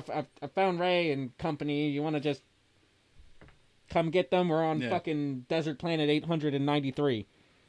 Like, you didn't need the fucking scene. Yeah. Oh, it makes me so angry. But there's 2 things I do like that are coming up here. So the like chase scene with the stormtroopers and them when they like steal the bikes and stuff like that, and then Finn asks like, Well, before "How we the get hell to do you that, steal? How do you know how to do this?" before we get to that, Yeah. what are your thoughts on Lando? Because I feel like having It's another great. older character. I was like, reappear. he is still like the smoothest motherfucker in this whole entire galaxy. I love that he's still like, "Hey, give Leia my love." And everything. Like, Yeah. that dude is just smooth as hell. Like, he's just like so freaking cool. Except for, once again, that conversation with Rey and him on this ship right now. He explains more of like why he kind of like wanted to just be alone. So, Lando had a family. Lando lost his wife, and then also his daughter was stolen and given to the First Order and trained to be a stormtrooper. He's a very sad man. Like, there could have been more even told in this. I do like how Chewie reacts to him, because Chewie's so happy to see a friend again. Like, I'm so glad All Chewie his gets friends are moments. dead. Yeah, I'm so glad Chewie gets moments and stuff in this. Like, even when Leia dies, when he just like breaks down and stuff. But then the one guy, because Chewie's like still like moping, and then the one guy's just like, "Hey, buddy, let's go." Sorry, knocked your phone again. But he just like walks up to him. He's like, "Hey, buddy, we need you," and you're just like, Thanks, asshole. dude, he's like grieving one of his last friends that just died. But yeah, I dig Lando in this movie, and we'll get to another part later of another thing they don't explain. I do question why Leia called Lando, but didn't give anybody else a heads up that, hey, maybe you should look for Lando in this. No, mess. yeah, like, oh, I know this planet, But because you would think also she would have known about this planet, and that like Luke and Resistance or Rebel fighters went there to like track people. But nah, she's just the general of like the whole entire Resistance. But go on with your spice running secrets. Yeah. But yeah, I like the spice running thing. Like, we're getting more story behind Poe, but also I like this whole entire like chase sequence. Like, when you make your enemies more adept, like actually make them like a threat, even though they're still like jokey like crashing parts, they still manage to blow up their speeders. They still manage to like cause issues for them, and you're like, oh, if you don't make your enemies completely morons, it actually adds some kind of like stakes to a situation. Like, yeah, everyone makes it out of it, but Oh yeah, then that's not my problem. My first question is, why the fuck do they have these speeders with treads? I don't know, but they're actually, I think they look sick. I They like the whole look cool. Yeah, I like but the like ejection seat too, so that the The guys with the bu- the- jetpacks can like the shoot off jetpacks. fast. Jetpacks. I think they're cool looking, but like at the same time, you guys have fucking hover bikes. Yeah. I feel like hover bikes traverse sand better than treads. Well, maybe it's because they blow up too. Like, they always blow up too easily anyway. oh, because they could put shields on these instead. Just put a fucking shield on a hover bike. What the fuck? But also these things kind of blew up easy. The fucking one blew up. Both of them, I think, crashed. No. Ray shoots one down. Yeah, The other one jumps crashes in the into air a and rock. just shoots like beneath it. Yeah, the one just like runs into But, a rock after being the Yeah. never. What is it? The tread. No, I'm saying, what is the line from Ray? Because it's Oh, yeah, Leia. Never. Hold on, I actually think I wrote it down somewhere. Never underestimate a droid. Yeah. That's what it is. And what else I was gonna say? There's 2 points. Oh, because we also then cut to Kylo Ren and them, and we get another of back and forth between Hux and Ren. Oh. Because Hux says, hey, do you want us to just ready the cannon? We'll just blow up this whole entire city. Because he knows that that's not what Kylo Ren wants. That could easily end their plan. Like, it would kill the Resistance people that they want to kill. But he knows that Kylo cares about Rey, and he doesn't want her to die. So he's just like poking the bear, because he's just like, yeah, we could just destroy the whole city right now. And then Kylo's just like, just sticks his finger up, and he's like, we'll be back, or whatever. And you're just like, ha ha, like. Which I would have liked them nuking it. Honestly, I Yeah, feel well, like I'm like that makes sense. It's just because Kylo Ren wants Rey, oh, it does and make sense. I like and it, Hux knows that, so he's just messing with him. I'm like, this is Hux back again. Like, yeah, there's still welcome back. Hux looking like a little weenie in this movie as Oh yeah. well, but I think I it's think cool General to Pride takes over for yeah. old Hux more, but But it's just kind of a cool like little segment of those two like at each other's throat. so you mentioned the stormtroopers become competent for a bit as one of the jetpackers blow up both of their ships, Yeah. and it eats them into the quicksand. Yes. Which, God, we'll get to that. They land in the quicksand. They don't sink until they're able to kill the last flying fucking stormtrooper, Yeah. and then they sink. I don't know how the Force works really. I'd like to believe that Rey could use the Force to help everybody escape alive some way, somehow. She was already earthbending. I'm sans Earth. I'm sure she could do it. She's only good when it's convenient. Like, can the Force is there anything in your Force lore logic stuff that is like, oh well, She could have done like 100 different things, like okay, so I'm not being ridiculous. pulling even like other like the ship parts to them, because they even say like someone yells, I don't remember who it is, yells like grab onto something, Probably won't sink, no, I think that was Poe. she could have just like boop boop boop boop boop boop, like gave everybody a thing. And then we get to Finn's announcement that never gets made. Do you think it was A, I'm Force sensitive, or it's B, Rey, I love you? I know for a fact, because it's in the book, it's that he's Force sensitive. I figured it was Force sensitive because he has that I got a feeling line later in the fucking movie, which we can get to. Scenes might make more sense even in the next couple minutes that we're going to talk, because Finn is even feeling stuff in the Force then. Okay. And I'll explain what times it's happening. But so, thankfully, rather than being like regular quicksand, this quicksand's like right above this cave deposit thing. So they fall into a cave. Back to the banter thing. I thought Poe's trick with the little flashlight, where they're like, lightsaber, flashlight. That was funny. That is genuinely good comedy. I actually did that in our house the one time because once again I've got like a shit ton of lightsabers and our power went out and everyone else is like trying to get flashlights out or like candles and stuff, and I'm just like just walking downstairs like, yep. And they are pretty damn bright. Yep, I am a nerd. But so then we find out that Uchi, Gucci, Coochie, Ochi, Gucci gang, Gucci gang, Gucci gang, Gucci gang. Ochi is dead at the bottom of this cave deposit, and I was very curious because this man is a fucking Jedi killer. Also, another C-3PO joke. Poe gets down there, he's like the first person you see, and he's just like, BB-8, Rey, Finn, and then C-3PO is like, well, I'm here, Master. I didn't hear you call my name, but that was also like, kind of funny because I do love C-3PO, but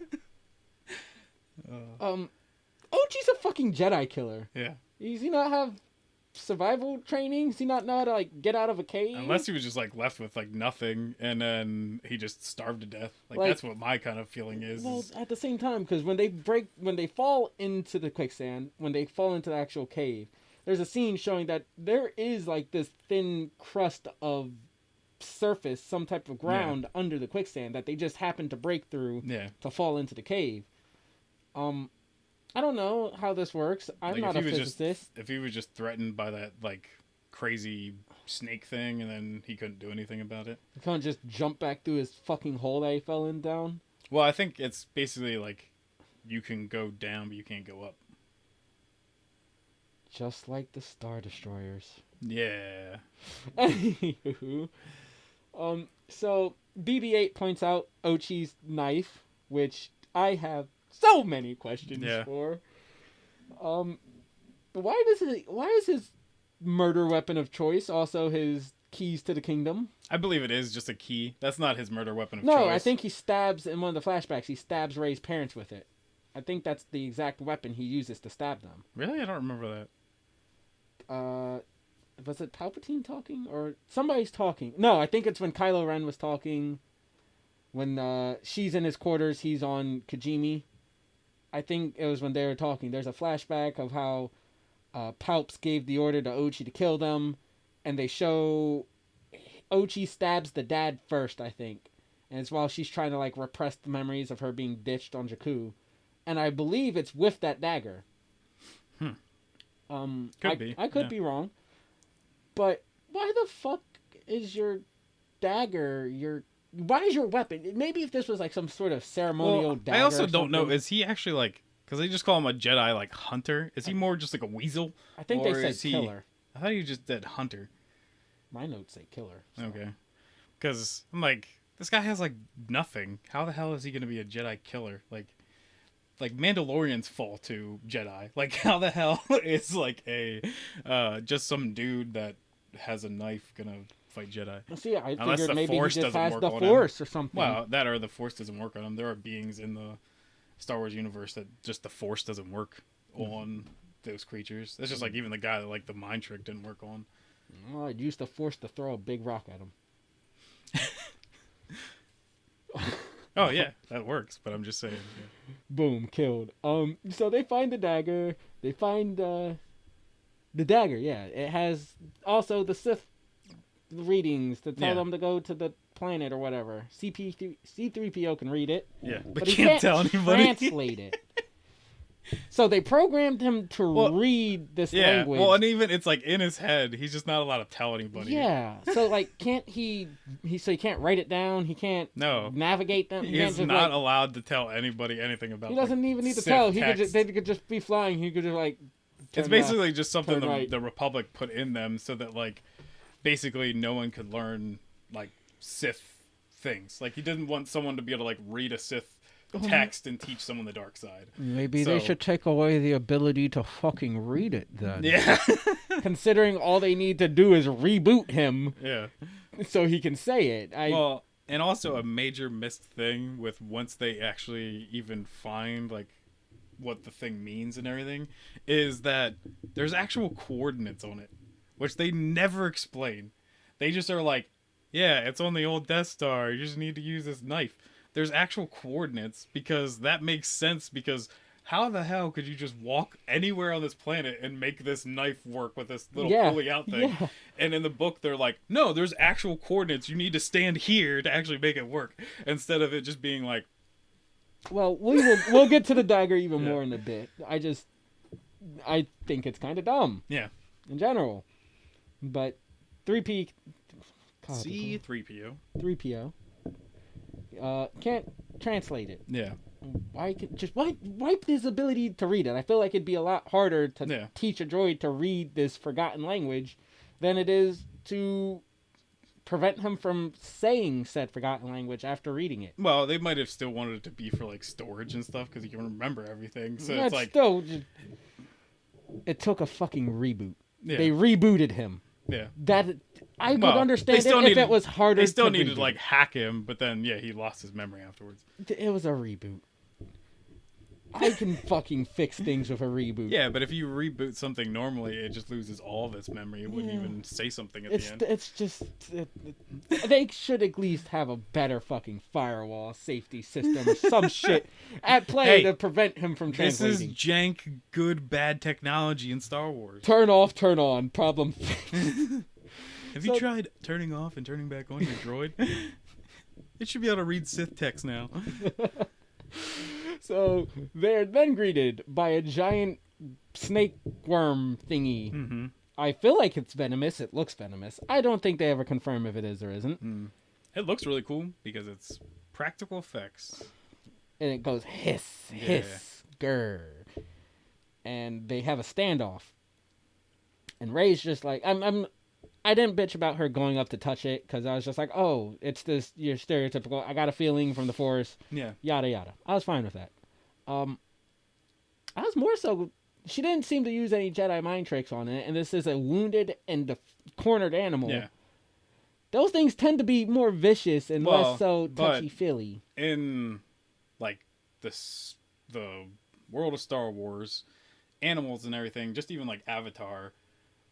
Animals also can like feel the Force just like even Avatar animals. So this and snake stuff is can a force feel. user. Well, This yeah, like, motherfucker's. more like even animals. I just want like, to see it use force choke. but like even animals more feel it than like a normal person would, just because they're like a part of like the life cycle of like the world and everything. So I kind of hate that logic just because I'm like, damn, you need to tell me people aren't a fucking part of this. well, yeah, life cycle? because like people can just like turn their brains away from things like easy, like more than just like an animal working on instinct, and it just like by instinct knows that the Force exists. Like there's plenty of people in Star Wars that deny the Force, even though like if you just take time, even if you're not Force sensitive, you can still feel it. I don't like that. That's kind of weird. That's a specific nitpick, probably only for me, but still. Yeah. So there's a line while like Rey's getting close, and I think it's Poe. He's like, "I'm gonna blast it anyways," and Finn's like, "Don't blast it." He's like, "I'm gonna blast it." Which once again, that's Finn feeling the Force again. Yeah, I liked it. It was funny. Yeah. I really wish he would have blasted it, especially because there's this weird dissension between Poe and the rest of the group for a fair bit of this movie. And this is played for a joke, so it really doesn't amount to anything. But I feel like if he does blast it, and they have like a small, cool scene where they have to like re-pacify it, it adds to this odd dissension that the 2 or 3 are feeling. B, gives a cool action scene, a little more funny, and maybe you could have the snake break the exit during the fight rather than Rey going, "You're healed." And then as it leaves, its tail smacks some rocks out of the way. Because this shit already feels like a fucking video game. And this scene right here... feels like a Disney movie. feels like a fucking video game. It feels like when you can't progress because you have to beat a boss or you have to get something, and as soon as you do, some cutscene triggers where something stupid happens and it knocks over some trees that were blocking your path. I also feel like it's like a Disney movie where it's just like, the mouse has to take the thorn out of the lion's toe. Yeah, like this is... Fucking Pokemon had a better way of getting past goddamn shit than this. Yeah, go on a mission to play a flute. Alright, so now they're back out in the ground. So they find Ochi shit. Yeah. But on top of this, so Rey stops and feels Ren. Rey feels Rey. Yeah. People would subscribe to that. Yep. Look that up on I wouldn't, because she makes some really weird faces while fighting, and I'm afraid she'd make some weird faces during that too. So, no offense. But like Rey feels something. So in the book, she actually uses the Force to force them to go back into the ship. Oh, that would be so much more sense. Yeah, but because Finn is also a Force user now, like he's just not like fully in it, but because his mind can't be easily like corrupted, that's why even in the movie, Finn still like stops and like asks her like what are you doing or whatever. That's because he's actually not having it work on him, but he's just kind of like, all right, well, I'll go with them then. But he's like, I feel something's wrong and it's not working on me. So then that's why also once they're in the ship, he doesn't like look out the window or anything and like see Kylo Ren coming. He just feels Kylo Ren. So that's why he leaves the ship. So it's like all these things that you're like, you should have been putting that he knew the Force like so much in this movie, and you just threw it away. And it's kind of funny because that book answer, which it's still disqualified from the movie, yeah, but it would have answered my next question, because why? She's like, go to the ship, and they're like, okay, and they go to the ship. And then she just leaves them to go out and battle. There's no communication. Yeah. Like, what? Why are we back to this fucking Last Jedi? We don't really communicate or talk or do anything. Well, and that's like also how easy it would have been if she just did like the hand thing. Oh, and that's it. Like, yeah, it would have made perfect sense. Okay, like you don't even need to explain anything. We know what this means. Like, that's it. Like, I'm just like, okay, you're clearly using the Force to try to tell your friends to go. Yeah, and then so the game of chicken happens. Does your book have any fucking knowledge and wants to drop on me on why Kylo Ren's like, I don't want Rey dead, but I'm going to run her over with my spaceship. He knew he wasn't going to do anything. He was just testing her. He wanted to see like how good she was. You know, I kind of hate things like that. What happens if they fail the test? She's dead. Once again, that's what happens. I feel like J.J. Abrams watched too much anime because literally this would have happened in an anime. Like, how many times? I'd bitch about it in an anime. Like, don't get me wrong. But I mean, like, how many times is like Team 7 in Naruto basically put the things that like they could easily die, and like Kakashi puts them in that thing, and you're like, you're their teacher, they could die. Like, but okay, so, and then we have Chewbacca goes out by himself first. Chewbacca is typically like the co-pilot or even pilot in some scenarios. And if I remember correctly, they were trying to get Ochi's ship up and running. Mm-hmm. So wouldn't he be better to stay behind? But he also had the dagger, so it made a lot of sense to mess with the movie and send him away. Yeah, that's my problem. So, and you know what? Okay, so you send Chewbacca out. Why doesn't Finn go with why doesn't Finn go with him? He's kind of useless, at least more so useless when it comes to fixing ships. You also got just the fact that he seems to care for Rey more than anybody else in this group. Like all he does for most of this movie is scream Rey at the top of his lungs. Mm-hmm. So why does he stay behind? Why doesn't he go out? And he trails out later on to watch Chewie get captured, and he runs out to go yell at Rey. But why didn't he just do it in the first place? Mm-hmm. I don't have those answers for you. And then Kylo Ren died. That I know this movie has a weird aversion to death, but that man lost a wing, went whee for God knows how many miles, and then exploded. I call that death. It's very low to the ground. It's not much of an issue. Explosion. He's got the Force. That's not how the Force works. I don't think that's how the Force works. I don't want a single character with the Force to ever die in Star Wars ever again. Fucking... So... Finn's like, they got Chewie. He's on the transport. And Rey's like, oh, no, they don't. And Kylo, strutting like a badass with his heroes... he's a villain still, but heroes don't look like explosions, despite him being in the fucking explosion. He's like, no! Counter! Vroom, vroom, vroom. And then the thing's now just being like...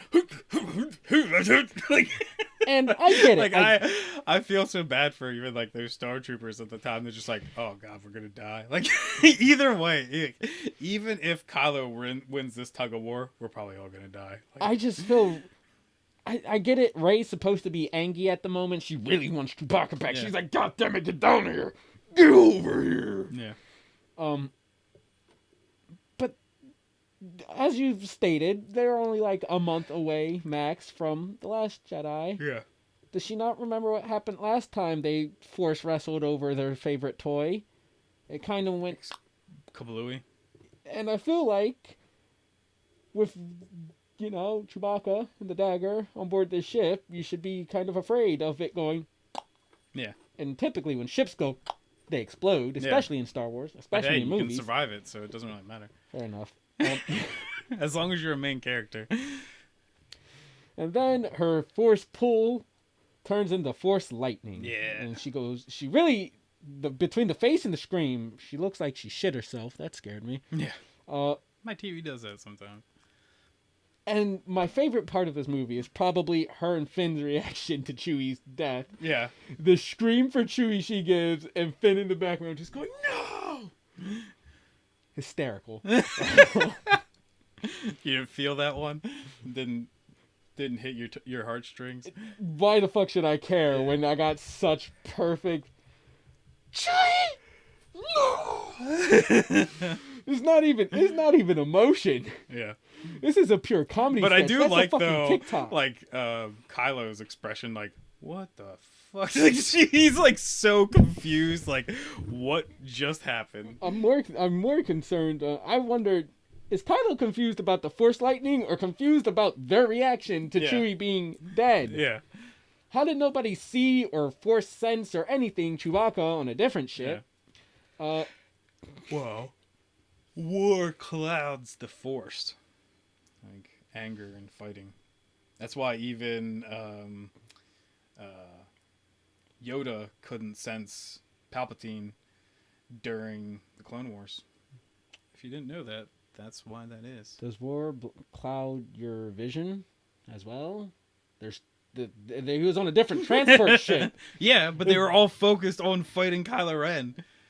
Do you not see the ship fly? You can't. God, Finn, you have. God damn it! Like, what is with things happening because people don't use their eyes? This is what happens when you have this fucking rhetoric of use the Force in all of your fucking movies. People just stop using their eyes. Yeah, you just feel things. So, anyways, again, I'm not super into Star Wars. I don't know how the Force works. So was that just her tapping into anger? Was that her losing control? Like, she still... This is the first time we actually see her not being, like, super adept, even though they make her that way, like, every 5 seconds. So it's kind of her just being like, I really don't know the Force yet, and I just used anger, and then blew up a whole entire ship with Force lighting. Really feels a lot like Avatar again. Like, remember in Aang for... I mean, I know it wasn't Angie, but... Still just kind of played with fire, and boom, best friend got hurt. Yeah. Really, anyways. So Chewie's dead for about 2 minutes. Yeah. Until they show that he's alive. Yeah. Get back on the ship. Hux is captured. Chewbacca, Han Solo's old co-pilot, which is what they refer to him as, and then he's behind Hux, and he does a and then scares the shit out of him. Sounds more like Groot than Chewie. You want to try again? I don't remember how it sounds. It's like Chewbacca's roar, just no. I think he does like full on like yeah, but it still sounds like Chewbacca. That's just like that. Sounds like a slow kid, but we'll go. Oh dear God! Now we're definitely getting canceled. So, so they're talking. They're kind of sad about Chewbacca, but whatever. They got focus on the mission. Yeah. And they're like, but Chewbacca had the dagger, and C-3PO is like, oh, so true. C-3PO. The transcriptions only live on in my memory. Now. Yeah. I actually do like that kind of thing. And they're stops like, and looks over at him. What? And they're just like, all right. So we can get this. Poe's like, I got a guy. We can get this, yada, yada. But it'll have to wipe C-3PO's memory. Well, I thought he just kind of, at that point, they're just like, things could go wrong. It's not until they're actually at the little guy's place and he's like, complete memory wipe. No, I think they mentioned it earlier because they were still going over like other possibilities about it, and they bring up that because they're like, oh well, why not? And Poe was like, oh, it's on Kijimi, and I kind of have some bad luck on Kijimi. I'm like, your friend just died here. Like, what? Why are you so focused on this bad time that you've had in Kijimi? You're trying to save the galaxy, and your best friend just He doesn't want people to know that he's died. A spice dealer, man. I don't fucking care. I do goddamn heroin. The whole goddamn galaxy was involved in some shit. I'd still say it so I could save the day. Any fucking who. So, to get there, they're sneaking around. Everything's super heavy on Kijimi. Mm-hmm. And they run into Zori Bliss. Yes. A Power Rangers character. Yeah. And she doesn't like Poe. Yeah.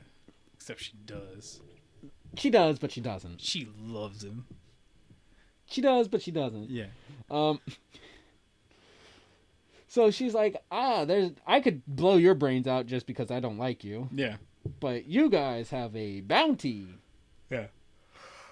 And then Rey kicks all their asses and puts a lightsaber in her face. And she's like, I need your help. And she's like, doesn't look like you need your help. Yeah, Rey kicks all of their asses in like 0.5 seconds and knocks her down. Next joke in the movie that actually I think does pretty well is, you're a spice runner?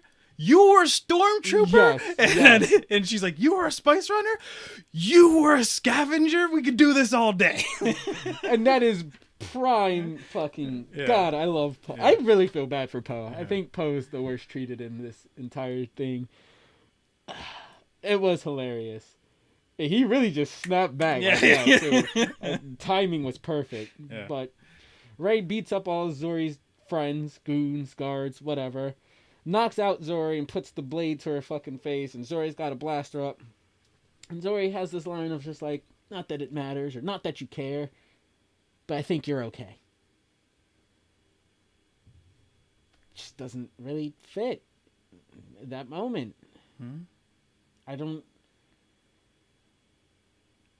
That one instance is what it took for Zori to be like, all right, I'm back on the good guy side now. No, Wow. it was her saying because she's like, because she's like, I really need your help, and then she's like, I'm pretty sure you're okay. It's like she doesn't need her help because she can fight herself, but it's just kind of like a, once again, that was like a Marvel jokey kind of moment. It's not her actually being like, I'm a good guy, because I don't think she was really going to do anything there anyways. She took them to Babu Frick, yeah, but it was more like, I'm doing this to like kind of get at Poe. Like I think all she wanted to do was like be mad at Poe for something. You know what? I'd understand that if she was. I'd understand that if she didn't mention that there's a large bounty and that it could help everybody, the group that she's still with, that she's mad at Poe for leaving and putting in debt. Like that was her whole reason. Is that Poe put them in debt, and she was like, with this much money, we can be free of this debt. She also wants to get off Kijimi. Yeah. So this would probably give her enough funds to get off Kijimi. Mm-hmm. Like if she didn't have such a strong motivation to turn Rey in, I'd be okay with it. Or if she would have done this and then it turns out, oh, it was a trap that she set, so she alerted the stormtroopers or whatever, I'd be okay with it. But she just established for herself a strong motivation to turn Rey in, and then in like 5 seconds she's just like, you're okay, we don't need this. Well, it's also, once again, the book. They make her out to being like much more of a good guy than you think. She also like takes care of this little girl all the time, and she even like, Babu Freak is in the ship with her at the end of the movie, but the little girl is like the main person she saves when she leaves the planet. And none of that's filled in, that like she has like another motive of taking care of this like orphaned girl and stuff like that. And you see, I mean, honestly, if you say that she's taking care of an orphan girl, I feel like that's even more reason to get money and leave the planet. Yeah, but it's like, she's not a bad person. She wouldn't turn in like a Jedi that's really trying to like save people. I get what you're saying, but again, this is from the book. This is disqualified. I'm only using movies here, and but I just want to like, if people are gonna listen to this and be like, oh, maybe I should read the book, I want to bring this stuff up because it's like, so I'm going to spoil the book. Yeah, like, but I mean, like, it would add so much more to you, like, to fill enjoying that in. it. I definitely. Yeah. I'm not gonna lie. The book makes me want to go read it more than, or at least in cases where it's like manga and anime. I think we talked about with like FMA Brotherhood of. God, the version that follows the book is better. Wish we could get that with Star Wars. We'll make the sequel trilogy Brotherhood series later on. I hate Babu Frick. I love him. Because even God, how did I know you? I found out too that the voice actor that plays Babu Frick is actually just the puppeteer.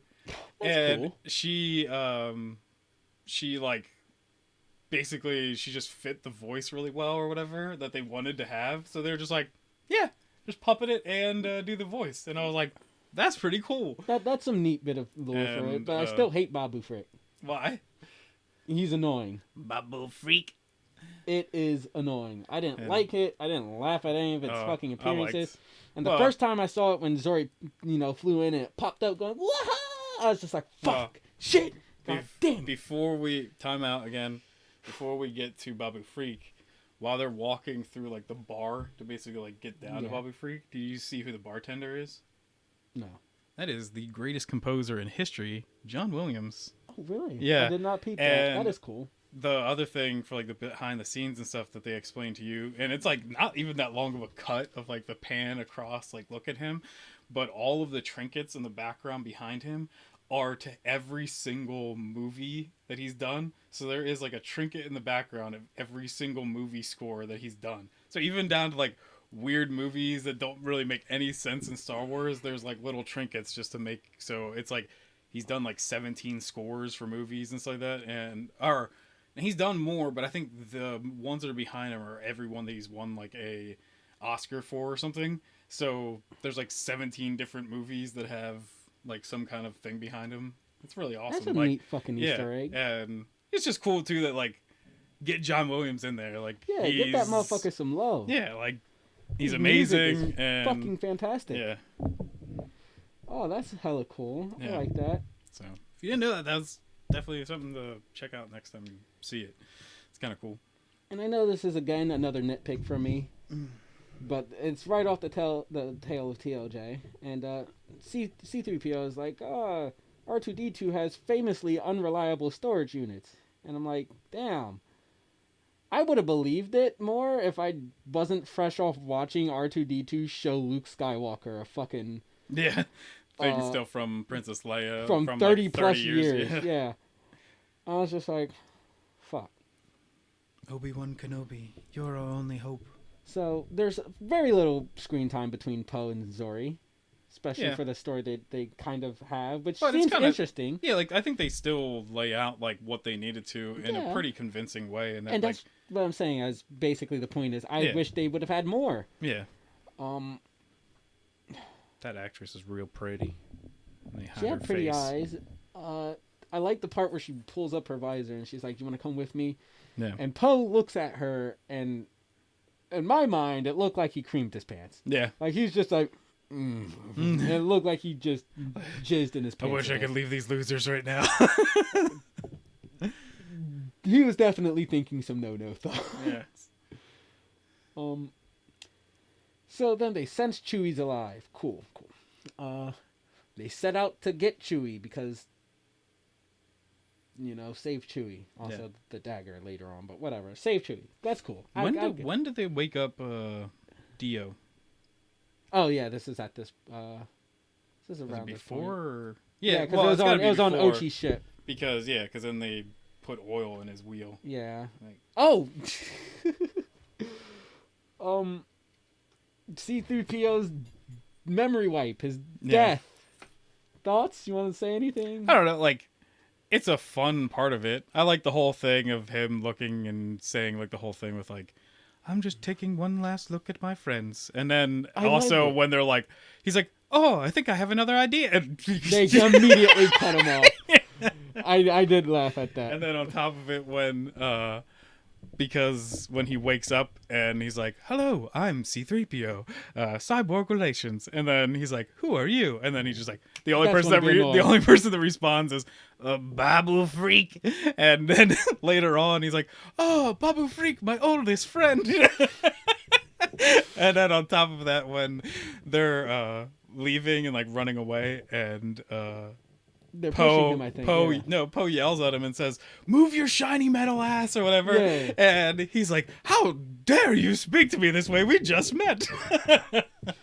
I definitely thought C3PO being refreshed was funny. Yeah. And I don't know. I don't feel like C3PO was really part of this new group, more as just the butt of the joke. Yeah. So having him say, "Just taking one last look at my friends." Yeah. Watching it, it's poignant, but when you think about it, they're not really my friends. Like, this would have been great if this was OT people. Yeah. It was like at least Chewbacca there or something. Yeah, thank you. Yeah. Han Solo really wasn't. Chewbacca at least like threw him in pieces on his back and stuff like that, and took care of him. It makes me kind of sad because they really could have done this better. Yeah. Like, nobody was even really nice to C3PO. But that's also like everyone ever has never been nice to C3PO. They've done at least, including like you said, his Chewbacca. Own, they at least show some way that they care in some capacity. Yeah. And I know C3PO has always been just annoying, but that's all these guys really seem to do. Like, they don't really care. Chewbacca is dead to them. Like, they thought he's dead.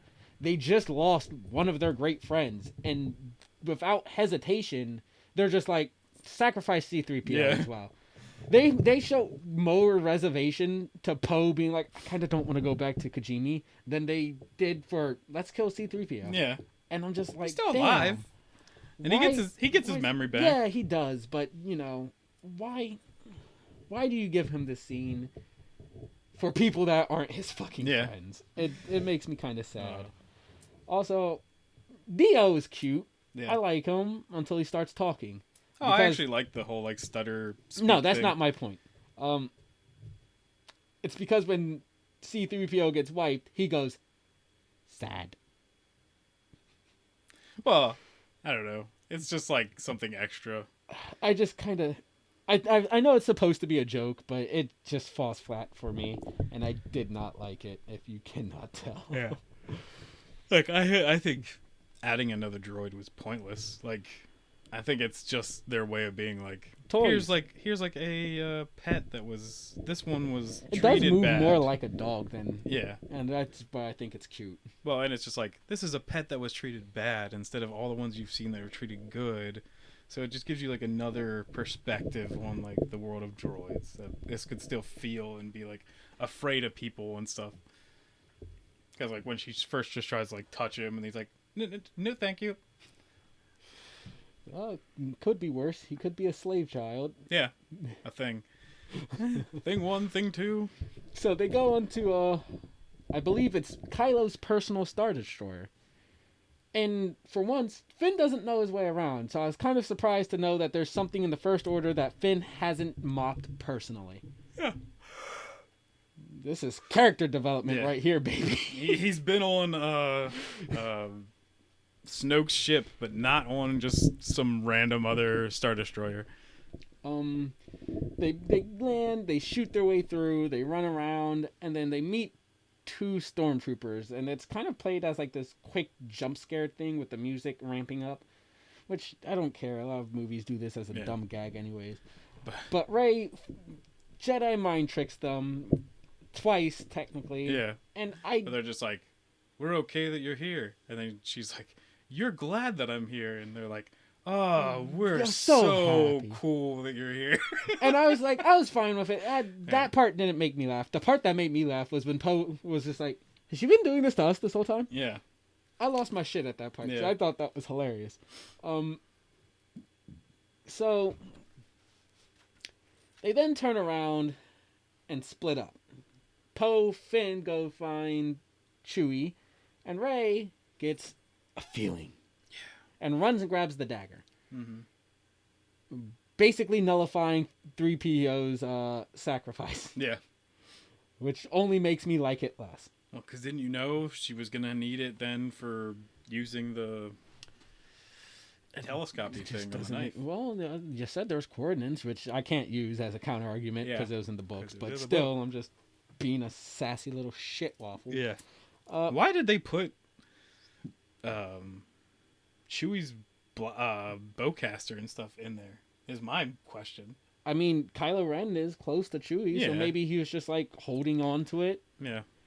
Couldn't she have just those mind wipe guards? Couldn't she just like free Chewbacca, and then they would have like freed Chewbacca? Yeah, and then they would never had to worry about running into extra stormtroopers. Yeah, I feel like that could have been easier. Which I did though. Like, there's a lot more of like writing it like some of these characters are like Han Solo and they're bantery and like fun. Like, I like that, just like when they're running down the halls and then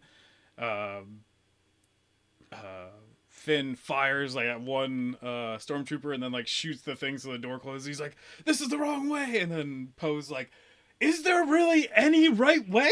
And then, because they're just running around in a blind through a ship. So then there's the hallway chase scene, which I thought the action was actually pretty fun for it. There's especially scene... like, I like that everyone slides in this movie for some reason. Everyone slides on everything, which it does make sense, at least in the story, like the like Imperial places, because they're always like super shiny floors, so you can slide everywhere. Like, that's just how they travel. Nobody knows this, but Darth Vader essentially heelys down the hallway. Shh. But There is one part. There's two parts really. One of them's more of a nitpick because there's a part where stormtroopers appear behind them and none of them shoot until they get shot dead. Yeah. But there's a part where they're running down the hall, running and gunning, blasting stormtroopers, and it's showing the stormtroopers fall just in front of the camera. There's one nigga that just gets fucking thrown. He doesn't fall. He fucking comes from the sky.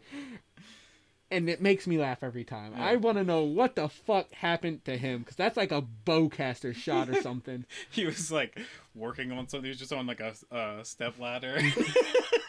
They shot it out from underneath him. So then Rey infiltrates Kylo's bedroom. And I thought to myself, I even wrote it down. You think this is the first time Kylo's had a girl over? Yeah, probably. Yeah,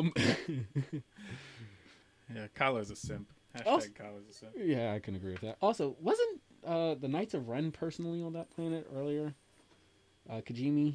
Yeah, they went along with him on that. I thought they were sent beforehand, and then he followed them after they... No, I think they're all standing around him even when he's having the conversation with Rey. I can't remember. Okay, I could be wrong about that. I didn't write anything in my notes. But yeah, there's like a dozen of them, but take them all with you. Don't leave any behind to protect your ship. Then there's the Kylo retconning his... Your parents are nobody. They're filthy junk traders. Yeah. Well, that's because that was what was told to him before. Well, it's like, that was what Snoke told him. Still a retcon. Yeah, but I mean, like, this is just... He's got new information. Well, I'm not... I didn't even nitpick it. I'm just pointing out this is the next part that happens. Yeah. He retcons the your parents are nobody line. He forces her to... dig into her repressed memories to find the truth that apparently she knew all along and was just repressing. But he also does kind of say, like, they were nobody. Like, they were. Oh, yeah. Like, he's still like, I never lied to you. Yeah. And I was just like, this is that same Obi-Wan bullshit. I don't think you understand what a lie is. Darth Vader killed your father. I don't think anybody in Star Wars knows what a fucking lie is. Wink. But, anywho. Sometimes I forget how we look at this thing, like that it's actually backwards, so I just winked away. Ah, good job, just Rocket. Lean into it.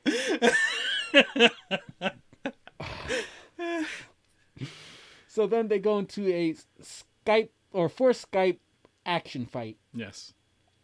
And, you know, I was fine with it. I thought it was kind of cool. I like the transitions that they implement during it. And the stuff spilling into each place or whatever. My problem is then the point of Kylo wants to know where Rey's at. They're fighting on the ship, yada, yada, yada. They break his bust for Vader's head, and his helmet falls into the snow on Kijimi at Kylo's feet. And then Kylo's like, she's in my personal quarters, back on my Star Destroyer. I don't know if you noticed, Rey was holding the dagger the entire fight. She had the dagger in hand. The dagger was back on your Star Destroyer, Ren. She's holding the clue the entire... We don't need the scene for... I feel like the Vader helmet thing was just for that clean shot of them both swinging and it bursting and falling down. I think that was more just for a cool visual, but you had the clue right in front of you, literally, the entire time, Ren. That being said, I feel like Kylo walks off without picking up the head. And knowing that he's gotten his... he kept the helmet, and he's also gotten his pieces from his old helmet to restore it. Do you imagine that he just, like, later on came back to Kijimi, grabbed his helmet, and then re-left? No, it already survived one Death Star destruction. Now they just blow it up later. So, you know what? Maybe it'll add more force power to it. Fair enough. Yeah. Okay. Wait, did it survive the Death Star? I thought, because then they took Vader's body. I just thought they took the helmet with his body. No, because the helmet's already off his head by that point. Yeah, I just thought maybe they... Remember, he drags him in with no helmet and stuff on. But weren't they on, like, the landing pad to the ship? Like, that little... What the fuck is it? The landing... The exit strip. Whatever. The fucking thing you walk off the ship. But even at that point, he already has the helmet off. Because he has the helmet off even in, like, on that walkway when he's taking his dad out. I thought they, like, lay him down on, like, the ramp the walking ramp, and then he's like, "Let me look at you with my own eyes," and then like they demask him and they set it down. Because I just assumed, he like drags him into the ship, and when the landing pad goes up, the helmet was still on it, and it just sits in the ship. There have been no other way I guess it just got burned up when they burned him on the pyre. Yeah, that's what I assumed. Because he has it on when they set his body on fire, so that's what I assumed. I could be wrong. Is it still on? I thought it was, wasn't it? I don't know. God, now I gotta go back and watch the OT. Hey, it is worth it. It is. Last weekend, actually, when we said we were going to do this, and then we went down, and then my family was actually watching this movie, and then I was like, let's actually watch a good Star Wars movie, and then I watched entirely Empire Strikes Back. And I was like, man, this is a good movie. Like, holy shit. Like, so, cutting back to the movie, turns out Poe gets caught in the shoulder or the bicep with a blaster shot. Yeah. It looks like he's not hurt at all. Yeah, he falls down, and it seems more so he's just very dramatic because it barely grazed him. He's just like, looks like he was just flopping in like basketball or something. Like that stormtrooper's like, I didn't even hit you. Like, I'm a stormtrooper. We don't connect shots. Give him a foul shot, guys. So they captured the three of them, and for some reason they just didn't open fire like they should have when Poe fell. I feel like you just keep shooting until all of them are dead, but what else? They capture him, they line them up for execution, and again, I like the banter because they're bickering. It feels very Marvel-esque, but I like it because it works. Poe's like, so what are you going to tell Ray last time we was about to die? You want to share it? He's like, really, right now? He's like, I can't see any better time in the foreseeable future. But, like I said, too, is... Maybe this isn't really like just Marvel banter. Like it's not. Star Wars had banter the whole way back in the day. That's what sucks. That like you made. I think like Force Awakens is not that terrible, but like Last Jedi has like no good banter or talking or jokes in it. Like especially even like in Empire, like Han jokes around, Leia jokes around, Luke jokes around, like. Everybody has like quips. Like, yeah, there's a lot of other like very serious stuff, but even there's like jokes being told right up to Han putting carbonite. That's where the whole like I love you and I know thing happens. Like, but I don't think that's so much like a funny joke. It is though. Like I laugh at it and stuff. It's not give just it like a chuckle at best. I don't. Yeah, but I mean like those things still work. And then even like C-3PO getting mad at Chewie the whole entire time because he just like picked up his pieces and threw them in like that sack, and then he puts his head on backwards and he's like, you dirty monkey thing or whatever and everything. And Andy, are you sure you want to say you dirty monkey on podcast? Yes. No. I'm coming out as a racist, everybody. Oh my gosh.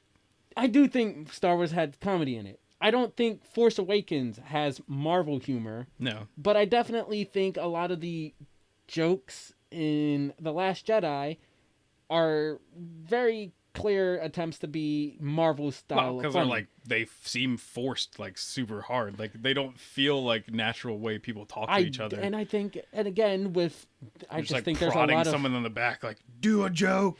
Like, make the funny. Yeah. You dirty. This is what happens when you talk about Star Wars too long. Andy's true colors show. Yeah.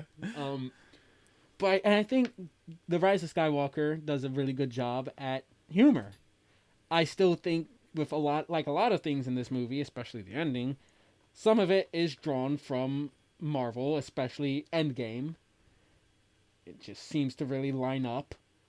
I just feel like these last two Star Wars movies are really Marvel humor inspired. Yeah. One working and one failing miserably. Yeah. Well, I think just they clearly see what works, like Disney does, and they're trying to like redo it. But I'm just saying that like all these things really do have like jokes and stuff in them, and I like all the Star Wars movies, like even back to like when they were doing the prequels, they're still jokey. Oh yeah, there's of course jokes. And... I mean, Jar Jar Binks is in this a joke, but I'm not saying that I have a problem with jokes. I just think that a lot of these jokes feel very reminiscent of a Marvel movie. Yeah. Like, I think DC, for as shitty as a lot of their movies can be, when they make a joke, their jokes aren't styled like Marvel's.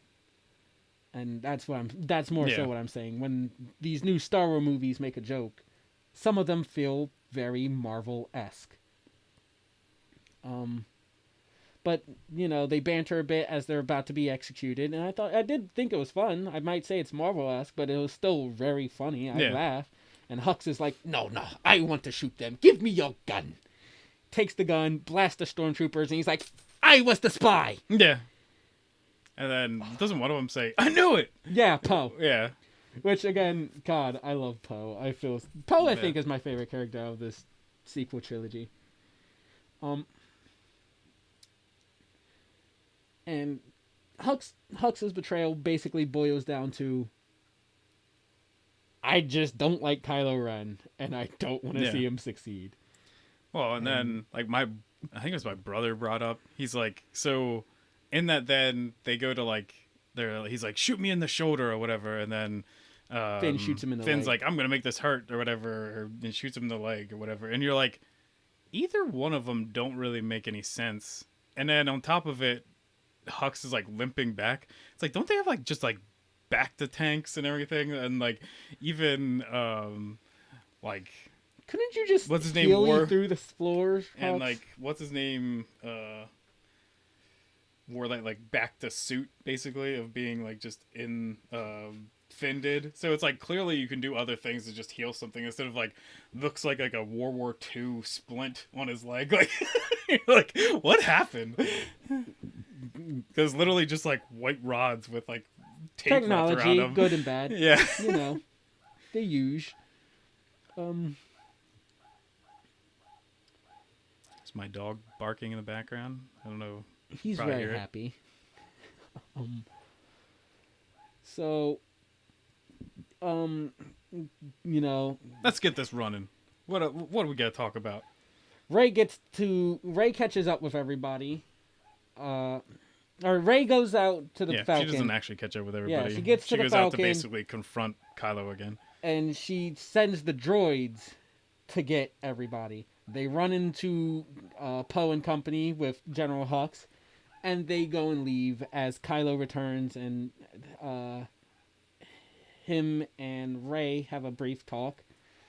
It looks like she's cornered, but Poe flies the Falcon down, and she jumps onto the outside of it. Yeah. Despite them being in space. Yeah, death. Yep. Once again, doesn't make much sense. Also, just she's Rey Palpatine. That has been established. Mm-hmm. I don't care about that. I really don't care about her whole lineage thing because I feel like they solved it in the first movie. Palpatine's an ugly fucking name for like anybody outside of Sheev. It's just a very hideous last name. Sheev Palpatine fits, but Rey Palpatine, that is just very kind of. That's why she changes her janky. name. I can't fault her. Yeah. Rey Skywalker fits a lot better. Yeah. I will say. I don't like the fact that she takes Skywalker, but that's a different story. But now they make it on the Stormtrooper horsey planet. Oh well, they also have Pride killing Hux. Oh yeah. Whatever. We already talked about the splint thing. You know that he was going to die. He got shot in the chest. You already know he's going to die. World War II, if he got shot in the leg, he'd probably be dead anyways. Pride was just doing a mercy kill. Yeah. But they make it to the horsey planet. And they crash land the ship because they're like, the landing gear's broken. But couldn't they just like hover and just go? Yeah. Okay, so I... Yep. Because that's how you land it anyways. You just landed it on its face instead. That's how you land the Millennium Falcon in every other movie. Why not this one? And then they meet these people. Finn has his little time with like, wait, you're a stormtrooper?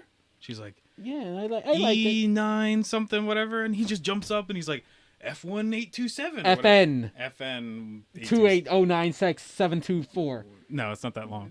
Yes, it is. No. Don't correct me. Don't Google it. I know what I'm talking about. BFFs forever, and then they realize that Rey is gone. No, because there's still the scene where she fucking pulls out the ruler and she lines it up. We already talked about that. Well, this is where I want to bring up another problem. Yeah.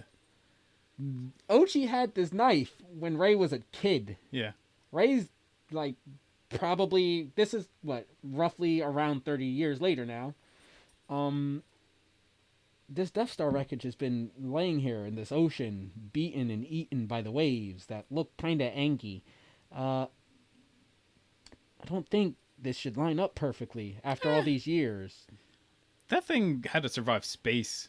It's built pretty damn well. It got nuked. Yeah, but I'm saying it fell down through orbit. It's made of much stronger stuff than what we would actually take in the ocean. I just think it, when getting exploded and being, All I'm saying is also they did not fucking explain the coordinates thing, which is the biggest thing that doesn't make any sense. Because you could have walked 5 million other places on that little cliffside and never have made any sense. But also, who the fuck cares? Because you'd be able to figure out if you were anybody that I guarantee if there's still secrets on the ship, it's gonna be in the main fucking thing. That's also what I was going to lead up to with my bitching. Yeah, who really cares that there was a knife to tell you exactly where to go? It's like going to if I was going to check anywhere, it would have been at the Emperor's throne room. Yeah, and that's where I was going anyways. But I just, why? Why is this your fucking thing? Yeah. Why? Well, it's just so and then also, stupid. My dad, when they're on the ship, he's like, "Why is there never any skulls inside these old stormtrooper masks? Like, there had to be people in them." They just take it off. Haven't you seen But every single person. Have died you not seen Halo helmet. Reach? You just take your helmet off before you die. That's how it works. I was like, this makes no sense. You're right. And so the whole reason they don't go out immediately is because there's a stormy sea and yada yada. It's too dangerous. But it doesn't matter. It doesn't matter because desert-dwelling Rey can take this boat.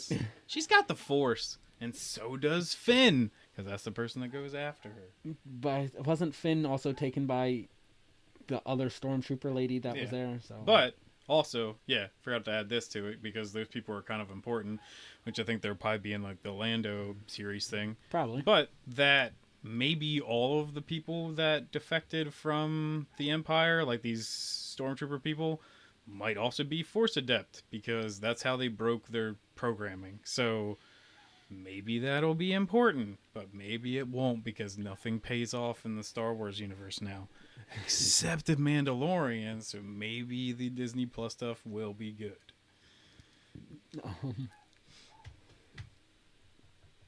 Finn and Poe had their slight falling out. What is it? Yeah, that was on that planet. Finn wanted to go after Rey, and Poe was like, "No, we gotta get back to the Resistance," and yada yada. And he's like, "Well, I'm not Leia." I know that. And they leave, and their bromance is kind of halted. Well, just because the whole thing of it's like, you don't understand what she's going through right now. And he's like, neither do you. And he's like, yes, I do. And he's like, and so does Leia. And then that's also supposed to be a thing of being like, I know how the Force works. Well, maybe if you say communication, people, why does this army not know communications? I feel is one of the basic parts to running anything militaristic properly. So then Rey gets inside. And I kind of like the callback to her climbing through the Death Star wreckage like the Star Destroyer in Force Awakens. She's a scavenger. Keep going. I'm going to see what's up with my dog. But I just want to know, why is she doing this? We just seen her float. Later on when she's fighting Kylo, she's doing 30 feet high leaps. Why are you climbing this like it's a challenge? Like you're a regular fucking person at this point. I genuinely do not understand this, but whatever. It's a cool callback, and I do like it. I want to, I guess, give some type of credit. So she makes it to the Emperor's throne room. She goes into his bedroom, I think it is, his personal chambers, and she gets the MacGuffin. She runs into Dark Rey. Hi, Ted. Hi, Teddy. Hi, Ted. Okay, fine. Don't say hi to me, you little Waffle. Um, she finds her dark reflection in there. It has the weird bow staff saber. They have a very brief skirmish, and at one point, Darth Ray talks to her a bit, tries to convince her down the wrong path, and then it flashes its scary, scary teeth at her. Thought that was kind of dumb. Don't know if it's because the effects were kind of lackluster and she looked like a shitty Conjuring ripoff jump scare, but it just was not it for me, Chief.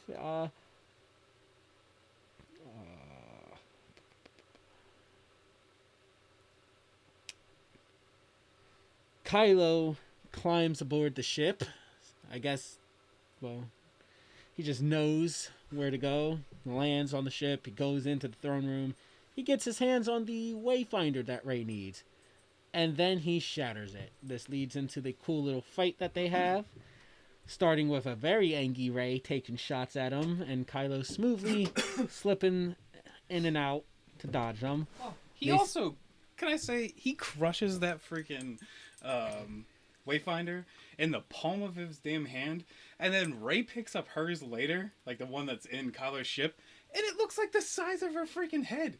I was like, wait a second. These are massively two different size Wayfinders.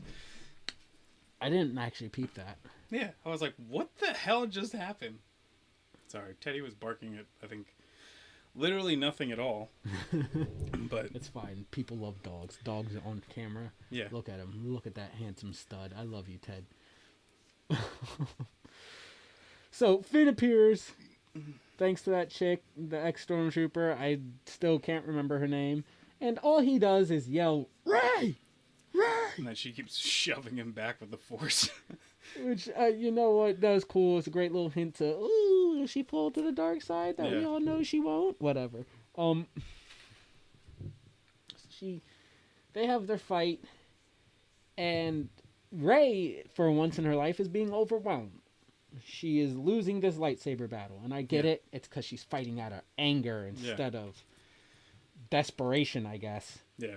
Which I do think a lot of this fight looks pretty sick, especially with the water crashing and everything. Like, it looks like a Universal Studios like ride or something like that you could be on, and it's just like, I love Kylo just walking through like the water, and I love how like stoically her calm trying to jump past of it the whole entire time, and he's just like walking through with his lightsaber like beside him, just like, yeah, you did a lot of cool shots in this that make him look pretty damn badass. Like, I do ponder to myself, though. I know she's big Angie, and this is why she's fucking up in this fight.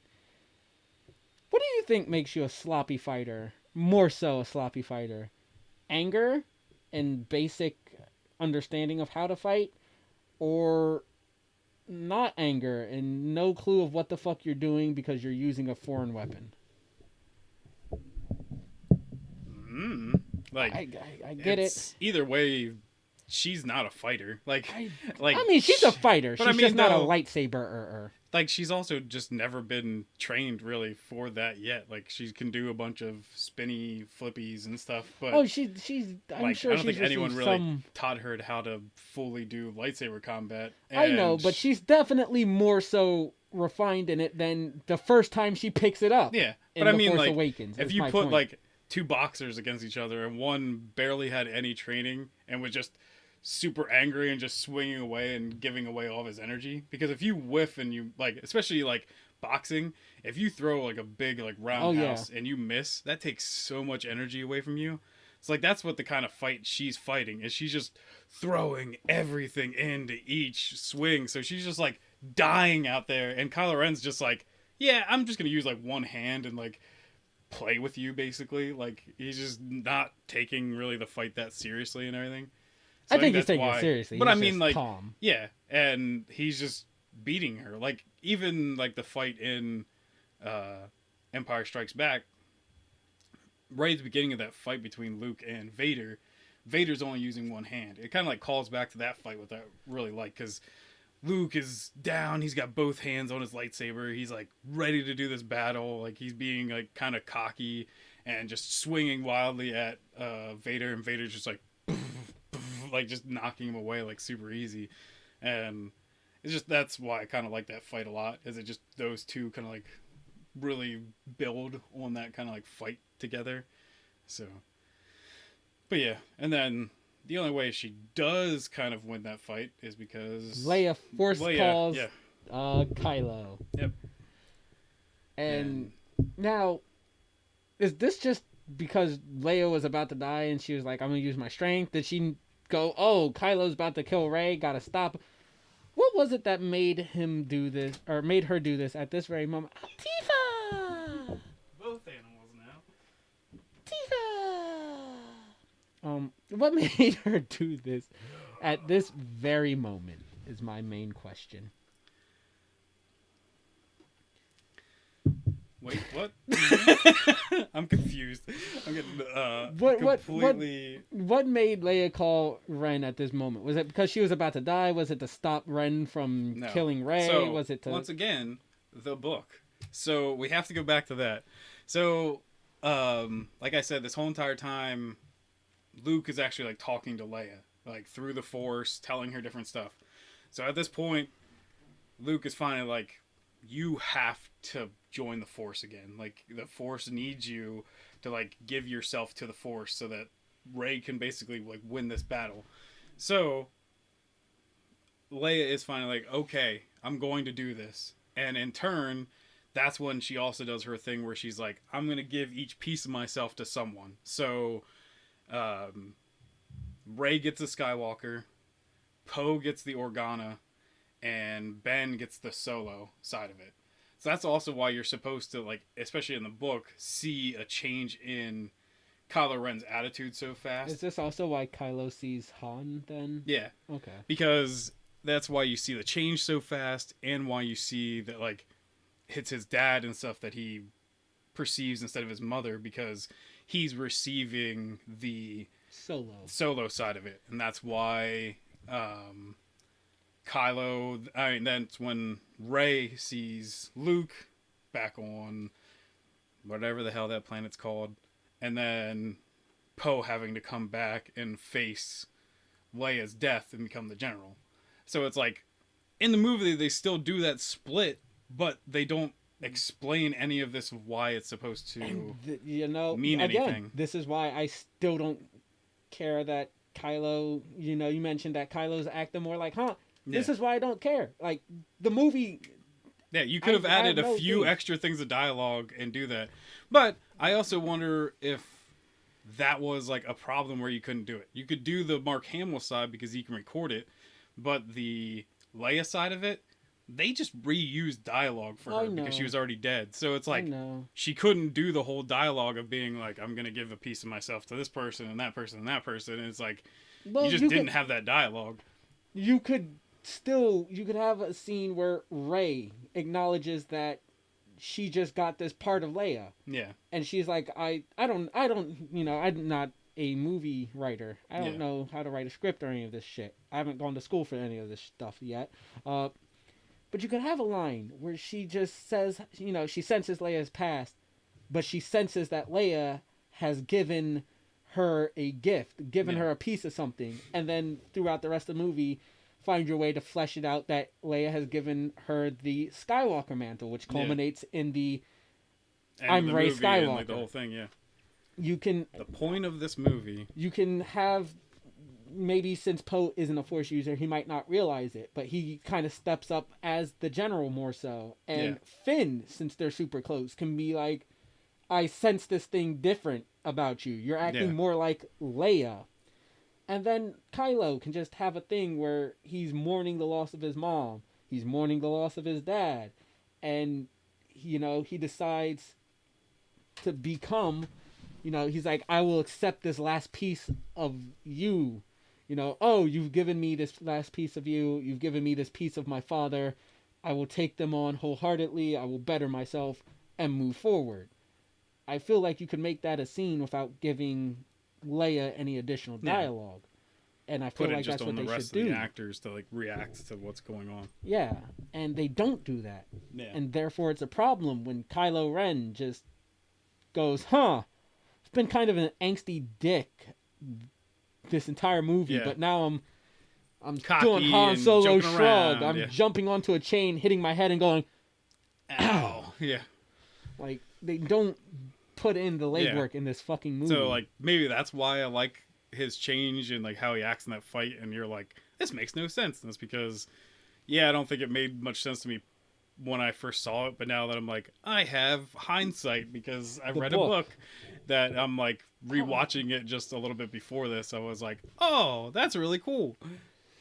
Well, I still stand by my point of it's not cool. I mean, the book version, that's neat. But the movie is not cool. Yeah. Rey stabs Kylo with his own lightsaber, which didn't she still have her in her hand? Why did she grab his? It's just to be cool. Okay. I know it's out of anger. Grr, I'm mad. I didn't know Leia was dying and saying, "Hey, son, have this chunk of me and your father real quick." But damn, I was just like, damn, kind of a dick move, Rey. Yeah. Whatever. She realizes Leia's dead, and she's like, oh no. Kylo, I'm pretty sure it's probably just him being in shock from his mom dying and being stabbed by an energy sword. But he seems pretty fucking chill about being stabbed. He just kind of sits down and he's just like... Well, yeah, because he's just, like, in shock of, like, the whole entire situation. So he's just like, well... well, I'm just this gonna is happening, sit I guess. here with no emotion. Rey gives a teary-eyed speech about how she always wanted to take his hand, but she wanted to take Ben's hand. Yeah. And then she runs off, ignores Finn, takes the TIE Interceptor that belongs to Kylo, which he just conveniently parked like 13 steps away on the same block they're on. Yeah. And flies off without communicating anything to her team. Again. Which also, so, you know when Kylo finally makes it to Exegol? I have a mark about that as well. And he's in, like, an old TIE fighter. Well, in the book, after that fight, after he's back up and he talks to his dad and everything on, like, the whole, like, I know what I have to do, but I don't know if I have the strength to do it, like, that speech again, which I think is cool that they do that. And then he goes into the belly of the Death Star, like, looking and finds, like, one TIE fighter that's still sort of intact. That's why it's actually, like, an old TIE fighter. But he still has to, like, in the book even, like, man, I love context. So it takes him a while to, like, get it running. So that's why he still shows up late. Okay. Because it's like, yeah, like my whole hatred of, like, Captain America Civil War, where it's just like, how the hell did Captain and Iron Man show up like the same time? I told you they had to sleep, they talked, they ate when they went to McDonald's. There's a line because they had to sign autographs because he's Captain America. It makes sense, okay? And then in this, that they're being like, oh yeah, he showed up late because this is literally like a TIE fighter that was like barely hanging on that like survived the crash of the Death Star, and it took him a while to get it running. And it's like, okay, I can accept that.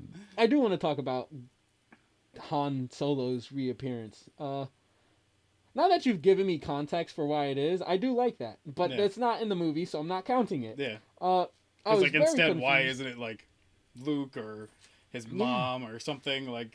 Because I love the conversation. I think it was chock full of stuff. Them rehashing the talk from the first Force Awakens scene. Yeah, I thought that was great. I like the fact that they end it with Kylo wanting to say "I love you," but he cuts him off by going, "I know."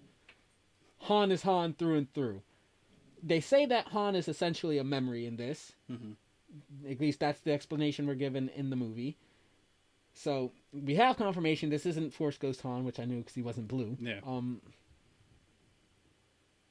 So this is Kylo forgiving Kylo in the movie.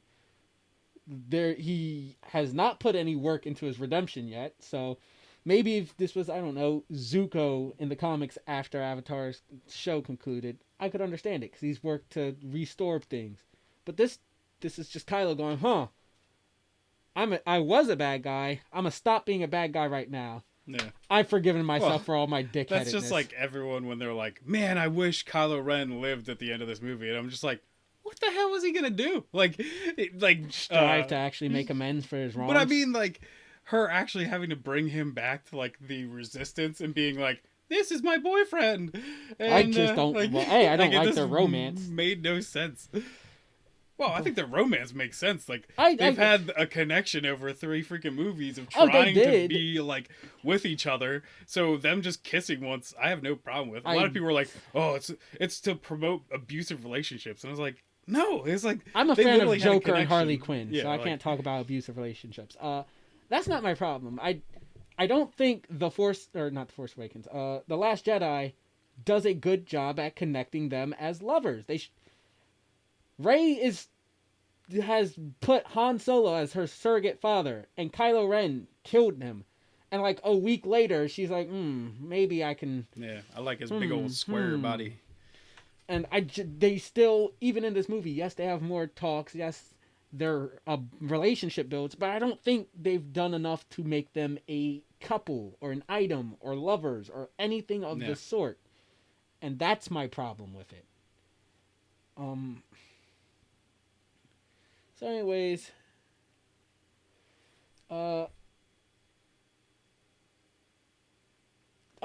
yes. Leia's dead. That point. Yes. Maz Kanata, I believe, whispers, goodbye, sweet princess. And my immediate reaction was, oh, now she's a fucking princess. Thought she was a general. She's not a princess anymore. Her planet's gone, Andy. But Yeah. why is she a princess again? Because she's dead, like her planet? That's because they just wanted to have, like, good night, sweet prince, but just instead of that, princess. She's a general. Yeah. Good night, sweet general. Yeah. Now. That was just me being a cunt. That just allows her to be a Disney princess now. I did talk about Adam Driver being a damn good actor throughout the Yeah. entire scene of Leia's death. And I know that, again, this isn't the case, but is it me or is it when it's cut? Isn't it cut like Rey kills Leia when she stabs Kylo? Because Kylo gets the call, he stops, they have like the scene of it jumping between him and Leia, and then drops his saber. Rey catches it, she stabs him, they show Leia's hand fall flat, and then Rey's just like, gasp. I never really thought that was the case, but I guess it can look like that, but I think it's more that just like Rey was so full of anger during that whole entire time that she was didn't blinded. She didn't even give it to herself to even sense that Leia like gave herself to the Force or whatever. She just was solely like in on killing Kylo, and that was it. That's a more poetic way of saying what I thought. Yeah. I'm just saying this is kind of how it looks, and especially with the last 2 movies kind of focusing on the teleportation connection aspect of things in the Force, it really does kind of seem like that. Yeah. And it's kind of weird. So why the fuck does Kylo yeet his lightsaber into the ocean? He's planning on going to, fight the Emperor, help Rey and the good guys. Okay. So I've had to explain this to other people too. So a Sith's lightsaber is a whole like point of showing that they've given to the dark side. So it's kind of like you need to get rid of that in your life. That's a crying, cracked stone. So it's like pure dark side energy. So for him to like give up that part of himself is like a big deal. Because like a red kyber crystal was actually just a regular Jedi green, blue, whatever. Broken. And then you crack it and make it like cry, which is like their thing, and you turn it red.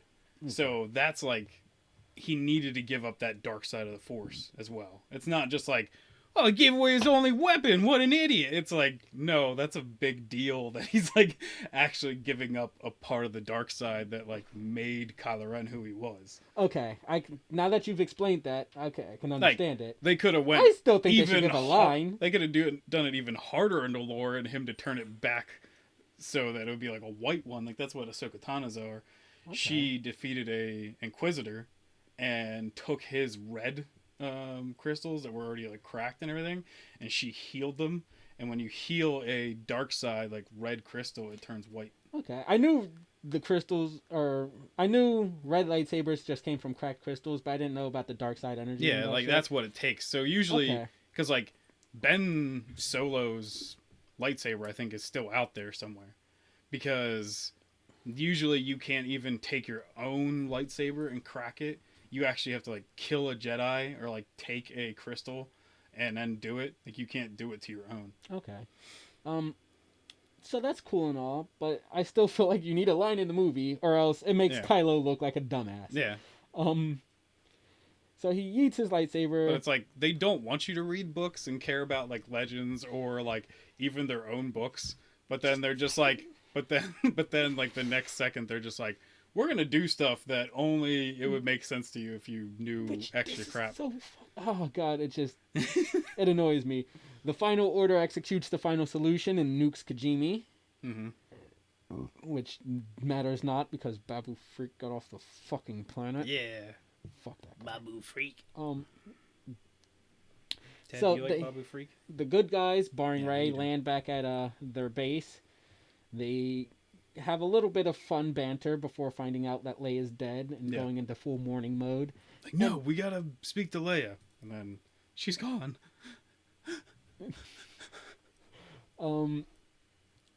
Yeah, I like it. I like Poe kind of cracking under the pressure of becoming general. Yeah.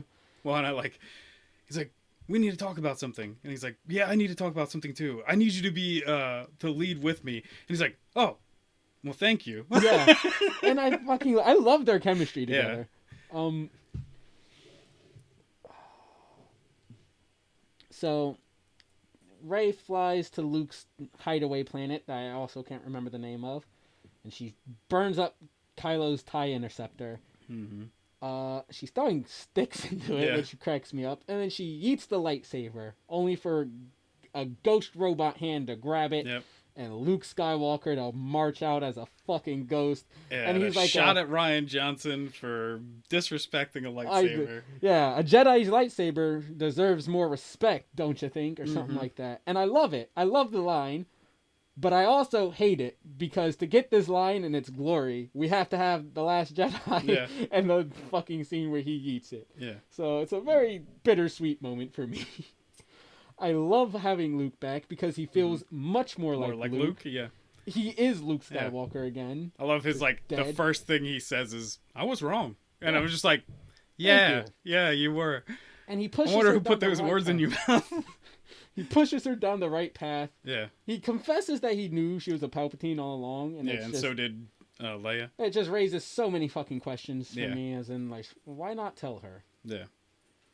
I feel like, this family thing is a big thing to her. And if anything, I feel like you keeping it a secret is more likely to drive her to the dark side than you just be like, hey, you're a Palpatine, but, that doesn't mean you have to be like Sheev. Yeah. You have all of us. We love you. We care for you. Yada, yada. We're going to foster you as a good guy. So Luke lifts his old X-Wing out of the thing and gives it to her, which I thought was a touching moment. It's very much like the same look that Yoda does when he does it for Luke.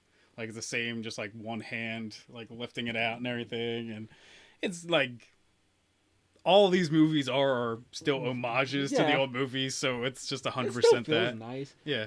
But my friend I was talking to, after watching this one in particular, he was like, yeah, that's nice and all, but all it means is Luke committed suicide because he could have flew that thing in the last movie. That ship, And I was just like, Once again, Rian Johnson. Fuck. Shit. R2-D2 abruptly restores C-3PO's memory, which is abrupt, but I do like the joke because he's like, you're going to do what?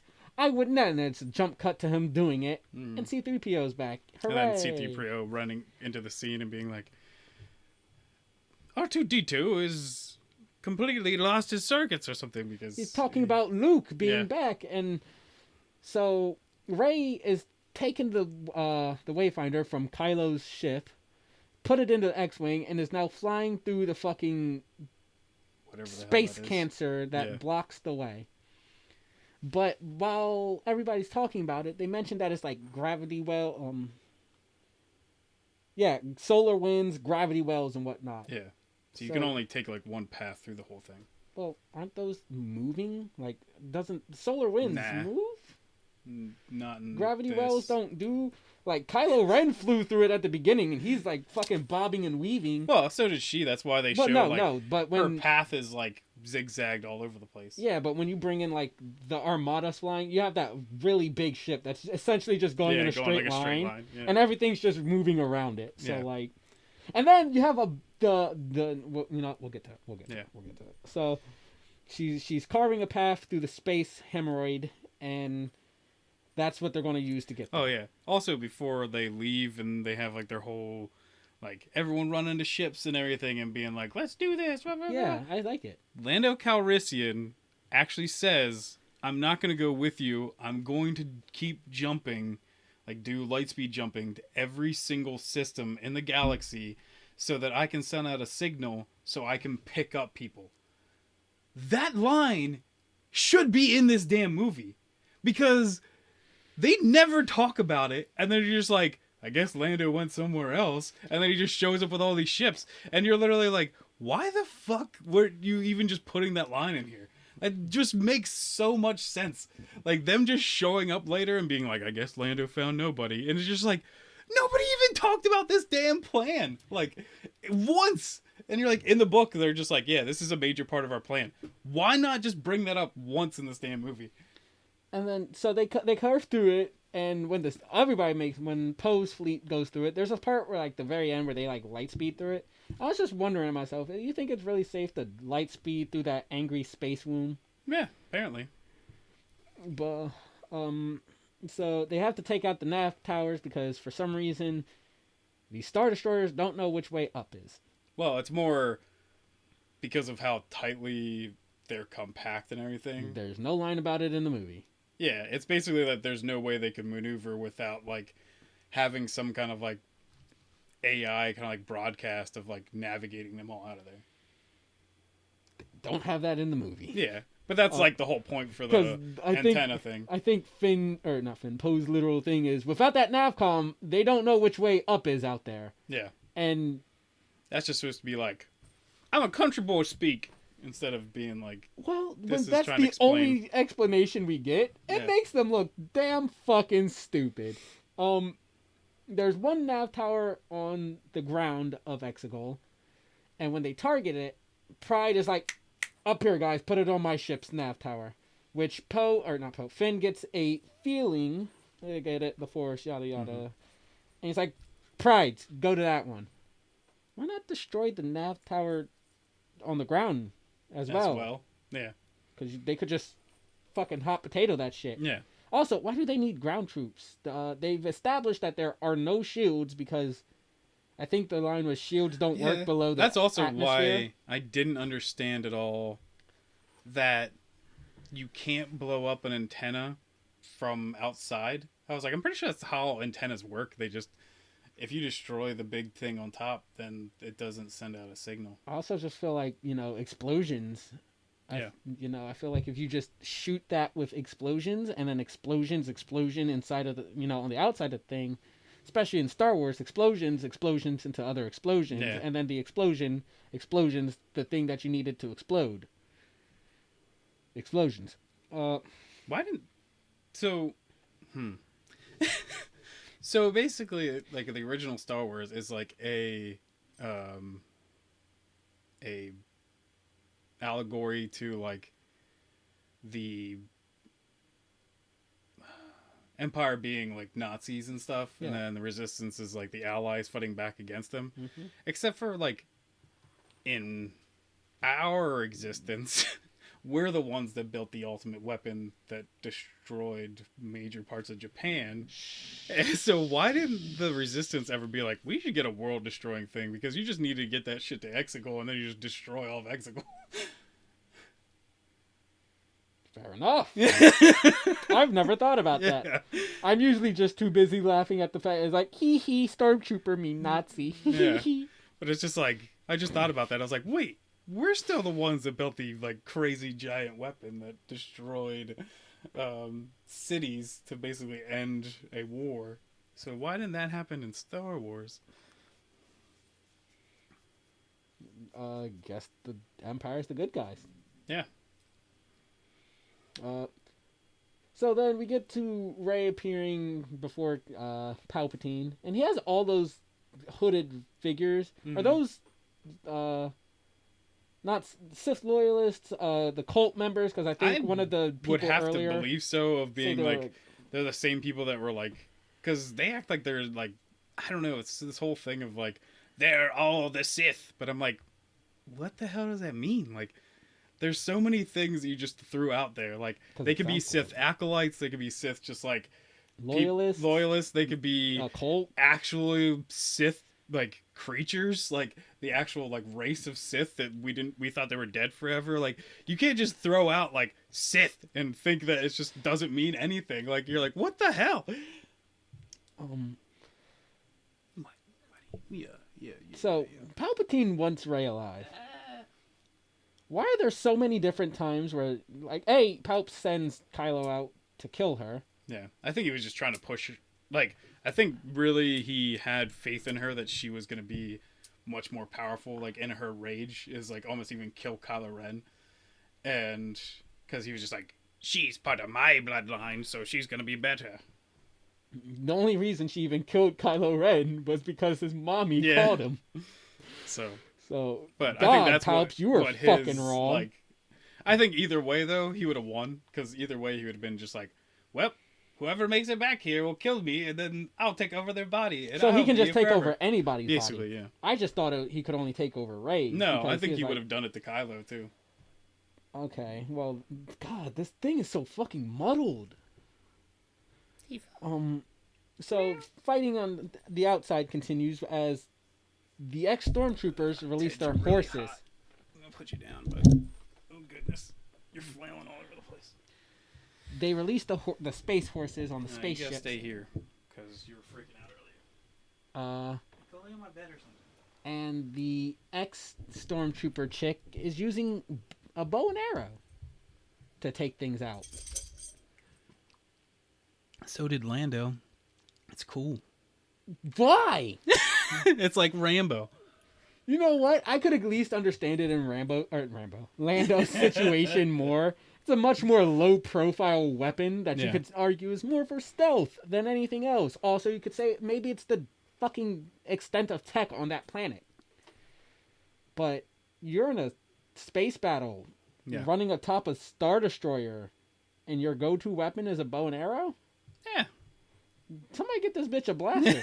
Get this bitch a cannon. Which I think eventually Bitches she does. Love cannons. She does eventually have a blaster. I just thought it was fucking weird, but whatever. I have the line about Kylo saying "ow." Yeah, I actually do like, cause I know what I know. I like that whole thing of him just like his character completely changing. Like, he's no longer this like completely stoic, like have to be like can't show any emotion, and now just being like trying to be a hero and like jumping and hitting the changes. Just be like, ow. So boy, Star Wars really the new Star Wars really likes having its characters say, the bad guys say the things that the good guy is doing, only for the twist. You know, Last Jedi, Snoke's like, and then he turns his lightsaber to strike his to be true. Yada yada, and Kylo kills Snoke. Yeah. Palps does the same thing, talking about how Rey's gonna cut him down so he can transfer over. But the psych, Rey for Skype calls Kylo and surprise gives him her lightsaber. Yeah, he's like, what is this? Pull a rabbit out of your ass. Bullshit. I've never seen this before. Which is hard to believe. So are they stronger in the Force now? Because you're too hot. You gotta stay down. The fucking the Force Skype calls, man. They're just really weird to me because they said Snoke was the one who did it. And okay. Yeah, stay down. You're good. But the first time he does it in the movie, you could argue Kylo got the strength because, like you said, he touched Vader's helmet for a bit of space rub magic juice. But the next two times, they just kind of connect willy-nilly, no problem. It's because no training. The power of the dyad. Don't you know? That's also stupid. Yeah, I know. And I was like, I don't even understand what the hell all that means, because then they're just like, this is the first time this has happened in millennia. Yeah, or something. Yeah, and I'm like, I don't know what the fuck you're talking about. Like, I don't think I've read plenty of Star Wars books, legends and otherwise, and I have never heard of this dyad BS in my life. I'm pretty sure at one point during the fight with Palp's elite guards. Mm-hmm. I think they used the exact same footage, but they just flipped positions. Like, I might be wrong, but when you get a chance, just go back and rewatch it. It's like when really weird. Rey is fighting? Yeah. I think they do when, like, they have almost like a shot on the ground and then they have a shot up top, and it's like the exact same fight because the same guys fall over like the same exact way. And it's just like, I think Daisy Ridley must just be really bad at stunt acting. So they just like, because I think what's his name does very well, Adam Driver, because he was military and stuff, so probably good at, I think we did talk about that before. so I think he's really good at like taking direction, like physical direction, but I don't think Daisy Ridley is at all. So that's even why I think, like, if it was between like a stunt actress and Adam Driver, angles? Like even doing like the fight scene in like Snoke's room, they probably could have made that look a lot better. But because Daisy Ridley, also her timing is like so bad that they had to be like, well, we're gonna have to tone this down pretty bad. Yeah. Okay. Because I definitely think she's the one that falls apart there a lot more. Because really, she fights those like Imperial Guard guys and just like flips around her lightsaber like this a few times, and it's just like over. They're all dead. And then she just puts her hand towards one. The Knights of Ren are all dead. We hardly knew ye. I do like the jump over top of him, grab him on his back, and then stab him through the back thing. I was like, it's pretty sick. I also, can I say, I really want Leia's lightsaber. It's super sick looking. Like, actually, I bought a book for, it's like the compendium of all of the lightsabers in Star Wars, and her lightsaber's in there, and I'm like, this actually looks really sick. I'm not a fan of blue that much. I still don't have Luke's like green lightsaber, which I really want. Oh, I haven't noticed that actually. Yeah. So this is what I meant when I said earlier that they really seem like they ripped a bit off Marvel, especially Endgame. As Poe's forces start to dwindle, as the First Order and the Final Order combined military tear them apart, and Poe has essentially given up, and Lando comes on comms and he's like, that's the thing, boy, there's more of us than there are them, or something like that. Yeah. And Poe looks up and a kabillion fucking ships jumps straight into the action. Once again, it's a cool scene. And it's really just the on your left scene. Yeah. But it's like also you get like, yeah, because it's like the end game, like everyone's showing up. But it's kind of cool because there's a bunch of references in there of people's like ships and everything. It is cool, don't get me wrong. Now, which I'm going to give another spoil to Mando, his ship gets destroyed. Because a lot of people are like, well, don't you think Mando would be there? Because he was before all this. So people are like, I guess he died before it happened. And then now people are like, well, you don't know what his ship looks like. Because he doesn't have a ship so he anymore. could be there. That's cool. But like the ghost from Rebels and stuff is there. There's like a few other ships. The only thing that I do feel like, once again, the movie kind of sucks because the books don't really do this. So, you know, like the one guy that like just dies like right before everyone shows up. Yeah. Wexley, I think is his name. Mm-hmm. So he was actually like orphaned and he was raised by Wedge Antilles.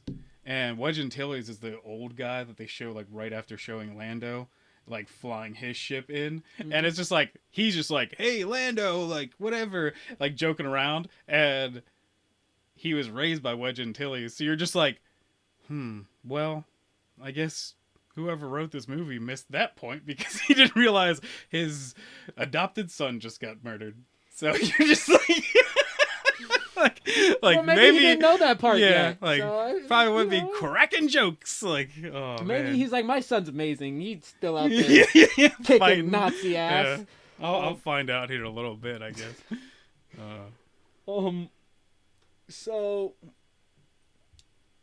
you know, at first, earlier in the desert, Rey's Sith lightnings and her meager bolts of petty rage destroys an entire ship. But now, fucking fully rejuvenated goddamn Grandmaster Dark all the Sith fucking Sheev Palpatine. Yeah, just can shuts down a bunch of them. Shoot a fucking massive, giganta, giga, fucking Sith lightning equipped with rumbling anime sound effects and everything. Like, especially that, like, that's so anime too, like when the sound kind of like cuts out right before his lightning goes off, and you're just like, holy shit. Even the sound that comes out of it sounds fucking, that weird bass boosted thing. Hey, Tifa, are you chewing on a cable? Fucking Fate Apocrypha does it a lot in their anime. Also, Dragon's Dogma, I just finished that. They do it a lot in theirs as well. Sorry, I think my cat was chewing on a cable. But all it does is disable the ships. Yeah. Why? Can he control that? Is he just like, I just want to click the off button? Well, I think it's because he's trying to spread it out too much. Like, hers was focused on one exact ship, and he's trying to hit, like, 3,000. You know, that's a really massive, powerful looking shot of fucking lightning. Tifa. I'm pretty sure that arc could destroy a ship or two. Teddy, stop Tifa from trying to chew that wire. Get the Hi, kitty. Ted. Teddy. Hi, Ted. Teddy, Yes. get the kitty. Good boy. Choose me over the cat. Go get the kitty. Oh. So, what is it? I think I would have liked to, if Rey couldn't connect with the Jedi because she knew she was a Palpatine, like, maybe by now in this movie, she finds out she's a Palpatine. And she's so afraid of, you know, falling to the dark side and her fear or some other bullshit. There's no way the hell that would have happened. The only thing that I kind of wish is that we got more of like a Goku behind Gohan moment, and like the Jedi actually like showed up behind her. Well, because there's more of like a physical showing of the Sith to Palpatine with these weird cloaked figures. So I wanted actually like Jedi to show up instead of just being voices. Like, yeah, the voices are cool because we get once again a bunch of like call outs even to like the animated stuff call outs, but from people's voices. Yeah. But it's still like, man, I wanted more. Like, well, I just feel like the story might have been a bit better. Like, the very beginning, she's like, I can't commune with these past Jedis, but she doesn't really do much about this. And then at the end, she does. She was still tapping into her anger. Well, But she finally gives it up in the end. I feel like this may be having her be upset about her family lineage. And then getting over it might be a better way of going about it. Yeah, just hang out there. And it could have been a much more, I guess, tangible goal to show that, hey, she's grown. You're a real warm little doggo. So she communes with all of them. You hear a bunch of voices, and I don't think all of the Jedi would have appeared, right? Like you said you wish. Wouldn't it only be like Luke, Yoda, Anakin, maybe like half of Qui-Gon? Well, but I mean, like, this is like not like a Force Ghost kind of thing. I was you like just mean, expecting like a them- like the flash before her eyes. yeah, some or shit. like be just like a weird Force representation of them She's in like- the background. She does this, and every single Jedi flashes Yeah. over her character. Because that would be an even more anime moment right there. Be like Deku tapping into One for All. Oh yeah, I read up on the rest of My Hero Academia. We can talk about that. then. Yeah. Hells okay, yeah. Okay. Dude, I'm super excited. The only thing I will say beforehand, just before we get into it, is I'm pretty sure the writer of that series doesn't know if he wants the good guys or the bad guys to win. I can't blame him. I genuinely cannot. Because it definitely goes back and forth all the time. So it turns out all Mace Windu ever needed was a second lightsaber. Yeah. You just make a little X and boom. all he needed was for Anakin not to be a little bitch. That's all that destroyed him right there. Oh yeah, you're right. But still, just he could have ended it much quicker if he had an extra lightsaber. Just make a little X, say motherfucker, Yeah. and boom. Wow. Palpatine would Say, have died. I am all the Jedi. That was my next point. I am all the Sith. Why? Why is this a fucking... Why? Anime. Like, that's the only thing I can think of where they took that from. Because that's, like, a thing that does happen in, like, anime. But I'm like, it's never happened in Star Wars. So I was like, where the hell did they get this bullshit of, like, I have the power of every single person living through me. I hate it. Anyways, She basically like spirit bombed him. She's like, "Give me all your power." and then I'm gonna just use it to redirect his stuff at Yeah. him. I don't even think she really needed to talk to them for anything she did. She No. just picked up 2 lightsabers and made an X. And Palpatine was just like, I'm gonna shoot your X with my lightning and then not What turn that it X off. do? Gave it to him. Yes, it did. X gonna give it to you. Hey, Teddy. Oh, yeah, look at my little puppy. God. It really does make me sad to know that basically the entirety of Luke and Vader's arc and their commitment to stopping the Empire at the end was essentially nullified, so we can have this entire shit show of a finale to the sequel trilogy. Because really, they call this all the time the Skywalker saga, but really, it's the Palpatine saga. Because he's been throughout everything, and his lineage lives on in the end. Because she can call herself a Skywalker as much as she wants. Her DNA is still Palpatine. That's like, legitimately, the Palpatines still win. Yeah, I mean, I feel like Space Sheev is probably rolling in his not grave, because I'm sure when the sequel trilogy hits, he'd be back. So Kylo climbs out of the... What I missed, and all I wanted at the end was unlimited power! That would have been grand, I Yeah. will admit. So Kylo crawls out of the crevice he was yeeted into. Yes. And I feel like as a man who was yeeted down an incredibly long shaft once before, Palpatine should have known that wouldn't have killed him and should have taken extra measures to try and kill him. As I have fallen, the Skywalker shall fall. Yes. So he climbs out, he heals Rey, they kiss, he die. Oh, he resurrects Rey, because Rey was dead. Yeah. Why didn't Rey fade into like nothingness like everybody else does when they die? Or Forcey people. She doesn't know how to do that. She doesn't. Also, Kylo Ren really doesn't know how to do that. That was going to be my follow-up question. Maybe Leia was taught how to do it, but yeah, I don't understand that. Like, that's a thing you have to learn how to do. That's why Jedi are normally put on pyres and burnt. I figured you had some shit in your magic book of better story. Nope, this is just not caring about how the rest of Star Wars works. So, which is plenty of what all these sequels do.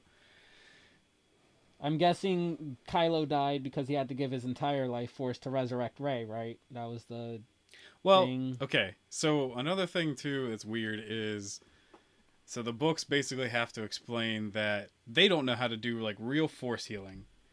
What are you doing, Ted? Ted, what are you up to? He knows he's on camera. He wants Pride to do the Rock show.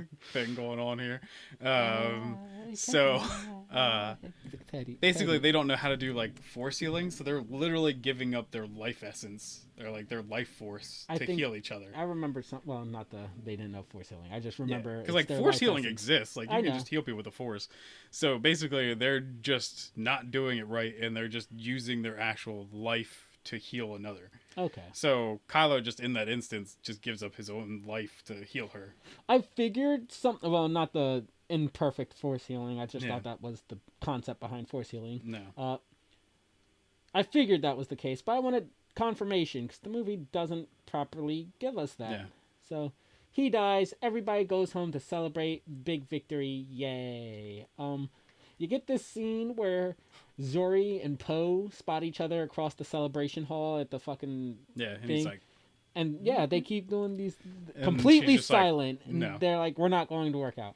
And you know what? I would have liked it if they worked out. Because they had some cute chemistry, and I feel like you could make an entire spin-off movie talking about their backstory together. Yeah.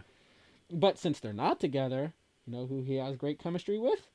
Finn. Yeah. Make them Which a lot of niggas people a couple. pointed that out. But I would still like to think in my head that it's Rey and Finn that end up together. But no, she kissed Kylo. Oh, yeah. Finn's the rebound. But like Finn, like John Boyega did put online that he was just like, how the hell did I get screwed over? Like, she literally goes after the guy that like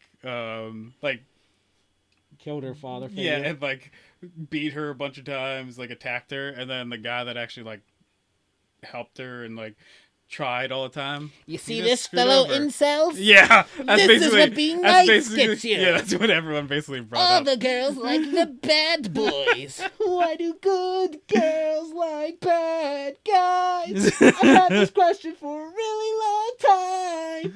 Oh dear God. God. I have way too much fun making fun of that. I'm not Tifa. gonna lie. Ted, why are you still on my arm? But I still would have liked Poe and Finn to be together. I really don't care that it.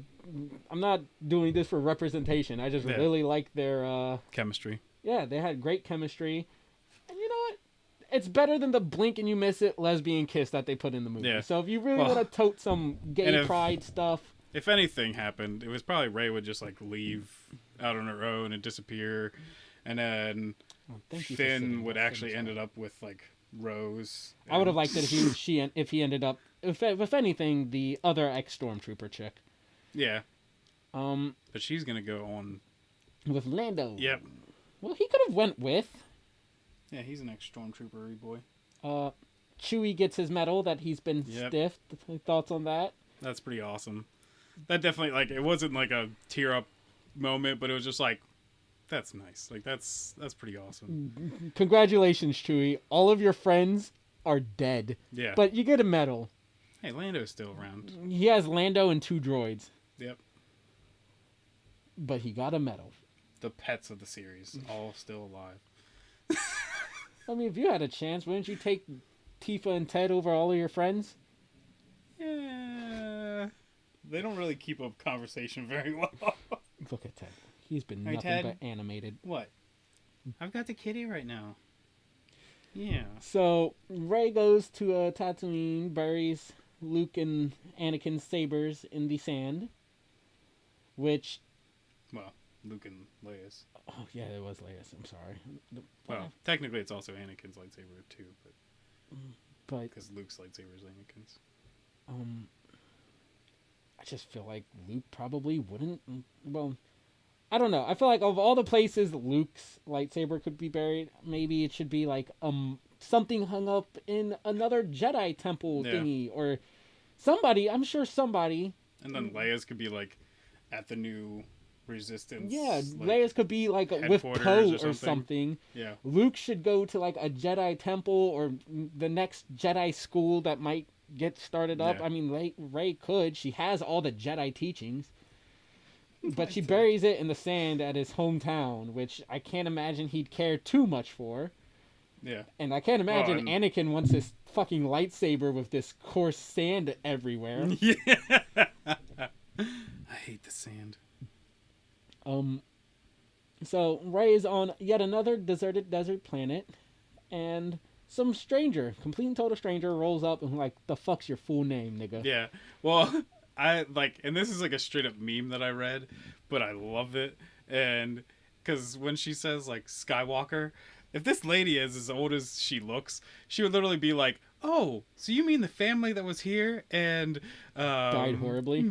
they for one, there was a boy or a woman that lived here, and she was murdered by sand people. So then their son showed up and killed all the sand people. And then after that, a young boy came to live here. And then after that, when he left, his aunt and uncle were murdered brutally. And you're part of that family?" And she's just gonna be like, maybe not. I'm a Palpatine."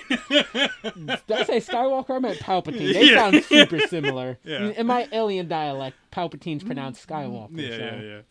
Palpatine. I mean the guy that like ran the whole galaxy. That's how big my family is. As much as I You're so don't weird. like some stuff, I do like the double suns and the scene of her walking off into it. I love it's so beautiful. Though I do have a thing, a quick. Isn't BB-8 Poe's droid? Why Yeah, the that fuck is she that just nigga has with it. Rey? Well, unless Poe's along with her. Where's he at? Why the isn't anybody Millennium going Falcon. Poe? What the fuck's your name? Because he's just hanging out Millennium Falcon, letting her have her time. Why does he trust her with BB-8? Last time she was alone with him, she dropped a tree on him. She's giving herself to the light side of the Force now. So you think Poe's wounded arm hindered flying at all for him? Because he seemed to be flying perfectly fine. Yeah. Like I said, he didn't actually get hit. That was a NBA flop. A lot of my extra credit things I think we've gone over. Let me. You're with Jay now. Yeah, you're with me. Yeah. Once you go black, you never go back. I've got the kitty cat. You got Tifa. Yeah, it looks like the most part this stuff was already covered during our initial. The best thing I had is why Ray abandoned Poe and Co. because I thought that was a cute little, get it, Poe and Company, Poe and Co. Poe and Co. There's a part where I referred to the space cancer thingy and that blocks Exegol as the Red Galactus Storm Cloud from the second Fantastic Four movie. Oh my gosh. I asked how Zori got off Kijimi. Made a couple comments about the captain's medallion that she gave to the company. You're a goofy dog. Yeah, I guess too much. Talked about the shields not being functional below the atmosphere. Yeah. Because that's how shields work. Yes, they talk about that dude that's like dark science, cloning, secrets only the Sith knew. He mentions, why don't we just do a bunch of Holdo maneuvers? And I think it's Finn. It's basically everyone just, hey, aren't suicide bombings cool? And that's basically what he just said. He's just like, hey. When it saves the galaxy, yes. Yeah. When it's in real life. That's basically what he said was, how about we just all kill ourselves? And they're just like, well, you only need like 3 tops to do it. You'd be fine. But then they're like, it's a 1 in a million chance. And I just remember the scene of Holdo being like, you've bet the resistance in bad odds. Yeah. And I'm like, 1 in a fucking million seems like a bad odd. Bad odds, yeah. Why are you looking at me? What? Is he not giving you enough attention? Yeah. Also, during the celebration, the Ewoks, I think, weren't they looking up at a Holdo maneuvered Star Destroyer? I don't know what the hell has happened to that thing. Because that looked like it was hit with the Holdo coming maneuver. off of the side or something. It looks like it was hit with the Holdo maneuver, and I couldn't tell if this was like imprinted in the sky or some shit after TLJ. I also just don't understand that like the ones go down in Exegol, it just destroys all of them. What?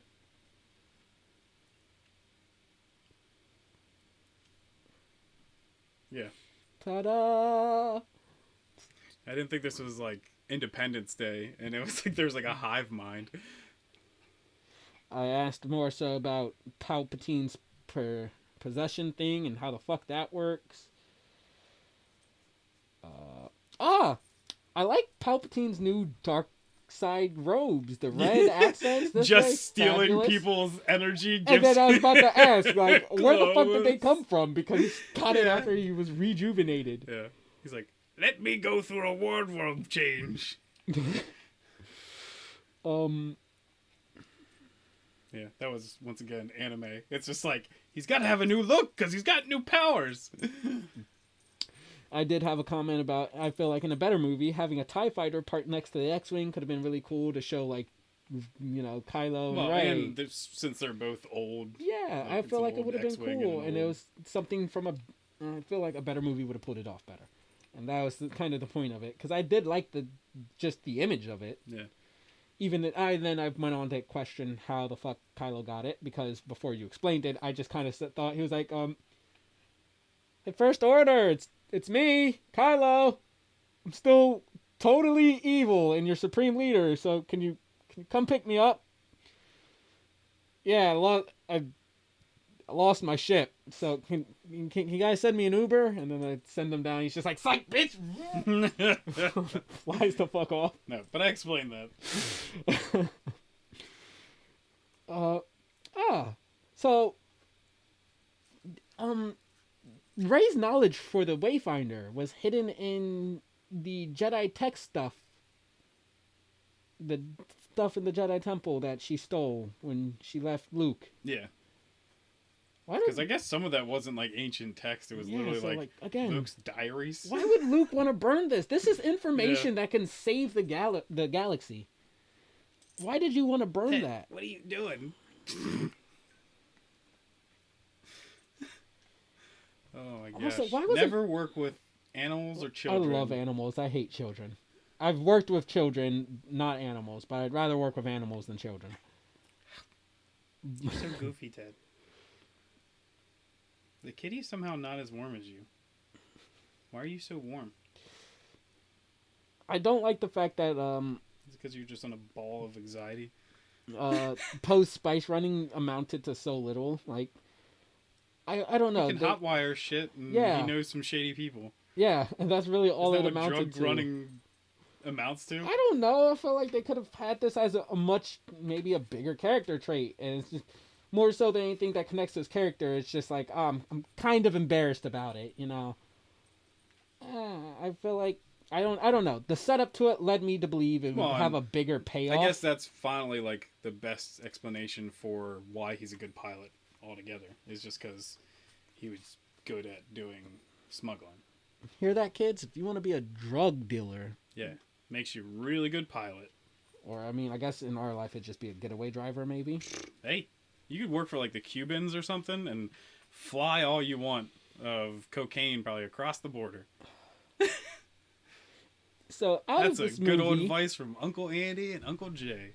Out of this movie, I really just kind of hate the fact that people kind of refuse to die. Leia, Hux, and Ben are the only named characters that, if I remember correctly, actually fucking die. I'm not counting Palpatine, like I said, because I believe he's just going to return in the sequel trilogy when that inevitably gets made for more money. Well, this is Star Wars. It was made for children. I don't care. Avatar: The Last Airbender was made for children, but it's leagues better than this. Yeah, but not a bunch of people die in that. Okay, but not. Yeah, but I'm saying that's what you're bringing up right now. No. My point is, Palpatine died in the OT. Yeah. Let's be honest. That nigga dead. Yeah. He's brought back. Chewie died in this movie because, you know, Rey blows up the thing. Oh. Psych, it's swerved. Chewie's alive. Yeah, but I mean, like, C-3PO gets his memory wiped, which is essentially, you know, his character's dying to get a new one. When does almost any hero ever die in anything? Han Solo died like 2 movies ago. Luke died last movie. Still, Leia dies. That was still J.J. Abrams' thing. That's not like I'm saying that Tony Stark died. I'm just saying, what are you expecting? Why do you want people to die in this movie? I don't want people to die. It's not. I'm like, oh yeah. Actually, I kind of want a couple people to die, but it's not like I'm like, oh yes, kill these people. Yeah. I just think that when you know what? If Palpatine, if the main villain was Snoke and Palpatine never came back, and I don't know, the C-3PO thing was never done, I would have no problem with Chewie's fake out. I'd bitch that but they... like C-3PO wasn't dead. Like that was never supposed to be a death. His character essentially died. Like no, C-3PO didn't die. We all expected him to just come right back. C-3, well, still. His character is treated as a death moment. Us, C-3PO we know is dead. Well, and also, us as the audience always knew that Chewie was still alive. Yeah, well... So I mean, really all of that was just like... I don't... Look, if you want to do death, commit to that shit. Like, especially for Chewbacca's. They show it 2 minutes later that he's not. Not even 2 minutes. And I hate that. You know, if you're going to fucking fake it out, yeah, drag it out. Make it seem like he's dead. This isn't The Walking Dead. I don't watch The Walking Dead. But I'm saying, I can't get that reference. don't want people to die every 5 seconds. I don't want people to die either. I'm just saying, if you're going to be like, Palpatine should be dead. You're playing off Chewie as if he was dead. And then you got fucking C-3PO, who gets a death scene. Let's be honest. His taking one last look at my friends. He's just going to be reset. And then they just make jokes. Yeah, but C-3PO, the one that we've known through the entire trilogy and everything in the first place. He still has the same attitude.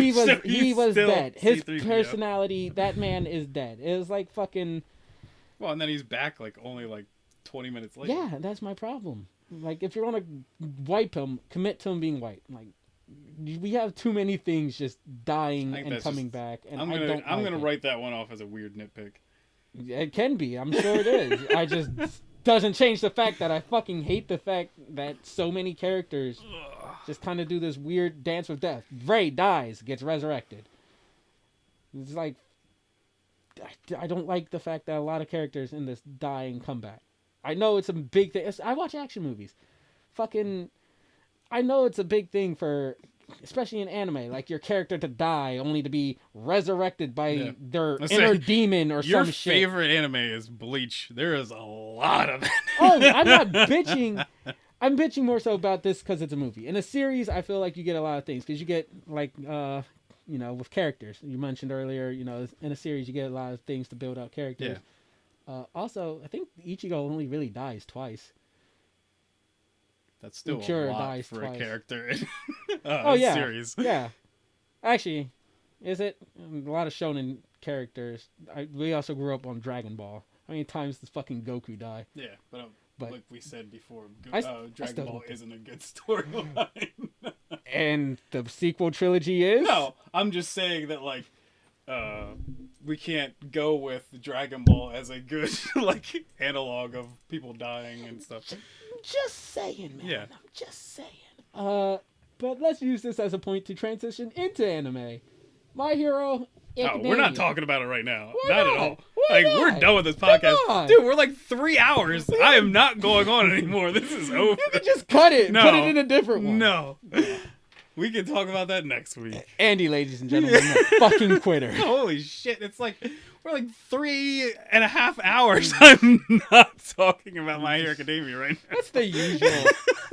We're here to push boundaries. Hey, I gotta cut these. Remember that. I know. That's what I'm gonna make you a computer just so you have to do it. You gotta teach me as well. Yeah. I'm also a very slow learner. Yeah, this has been over. I've got too many animals going crazy right now. That's also why I'm not going on any longer. So, yeah. Thanks. Maybe next week we'll talk about My Hero Academia because it's not happening right now. My Hero Academia and live reactions to the Marvel and and then Star Wars stuff we'll talk about Game Awards. I think it'd be fun because this is usually we just dress like whatever, like what we normally wear. And I think for like our last one of the year, I think we should do a best of kind of thing and do our own, but do like best movie, best video game, best whatever. And then I think we should try to actually get like, even if it's like Goodwill suits and try to wear them for it because I think that would be funny. I'm gonna get my clip-on tie out. Let's do it. All right. So that could be kind of fun. But we talked about Dragon Ball. I got my Dragon Ball hat on. You got your Dragon Ball shirt on. Yeah. And you're talking about this isn't a good show.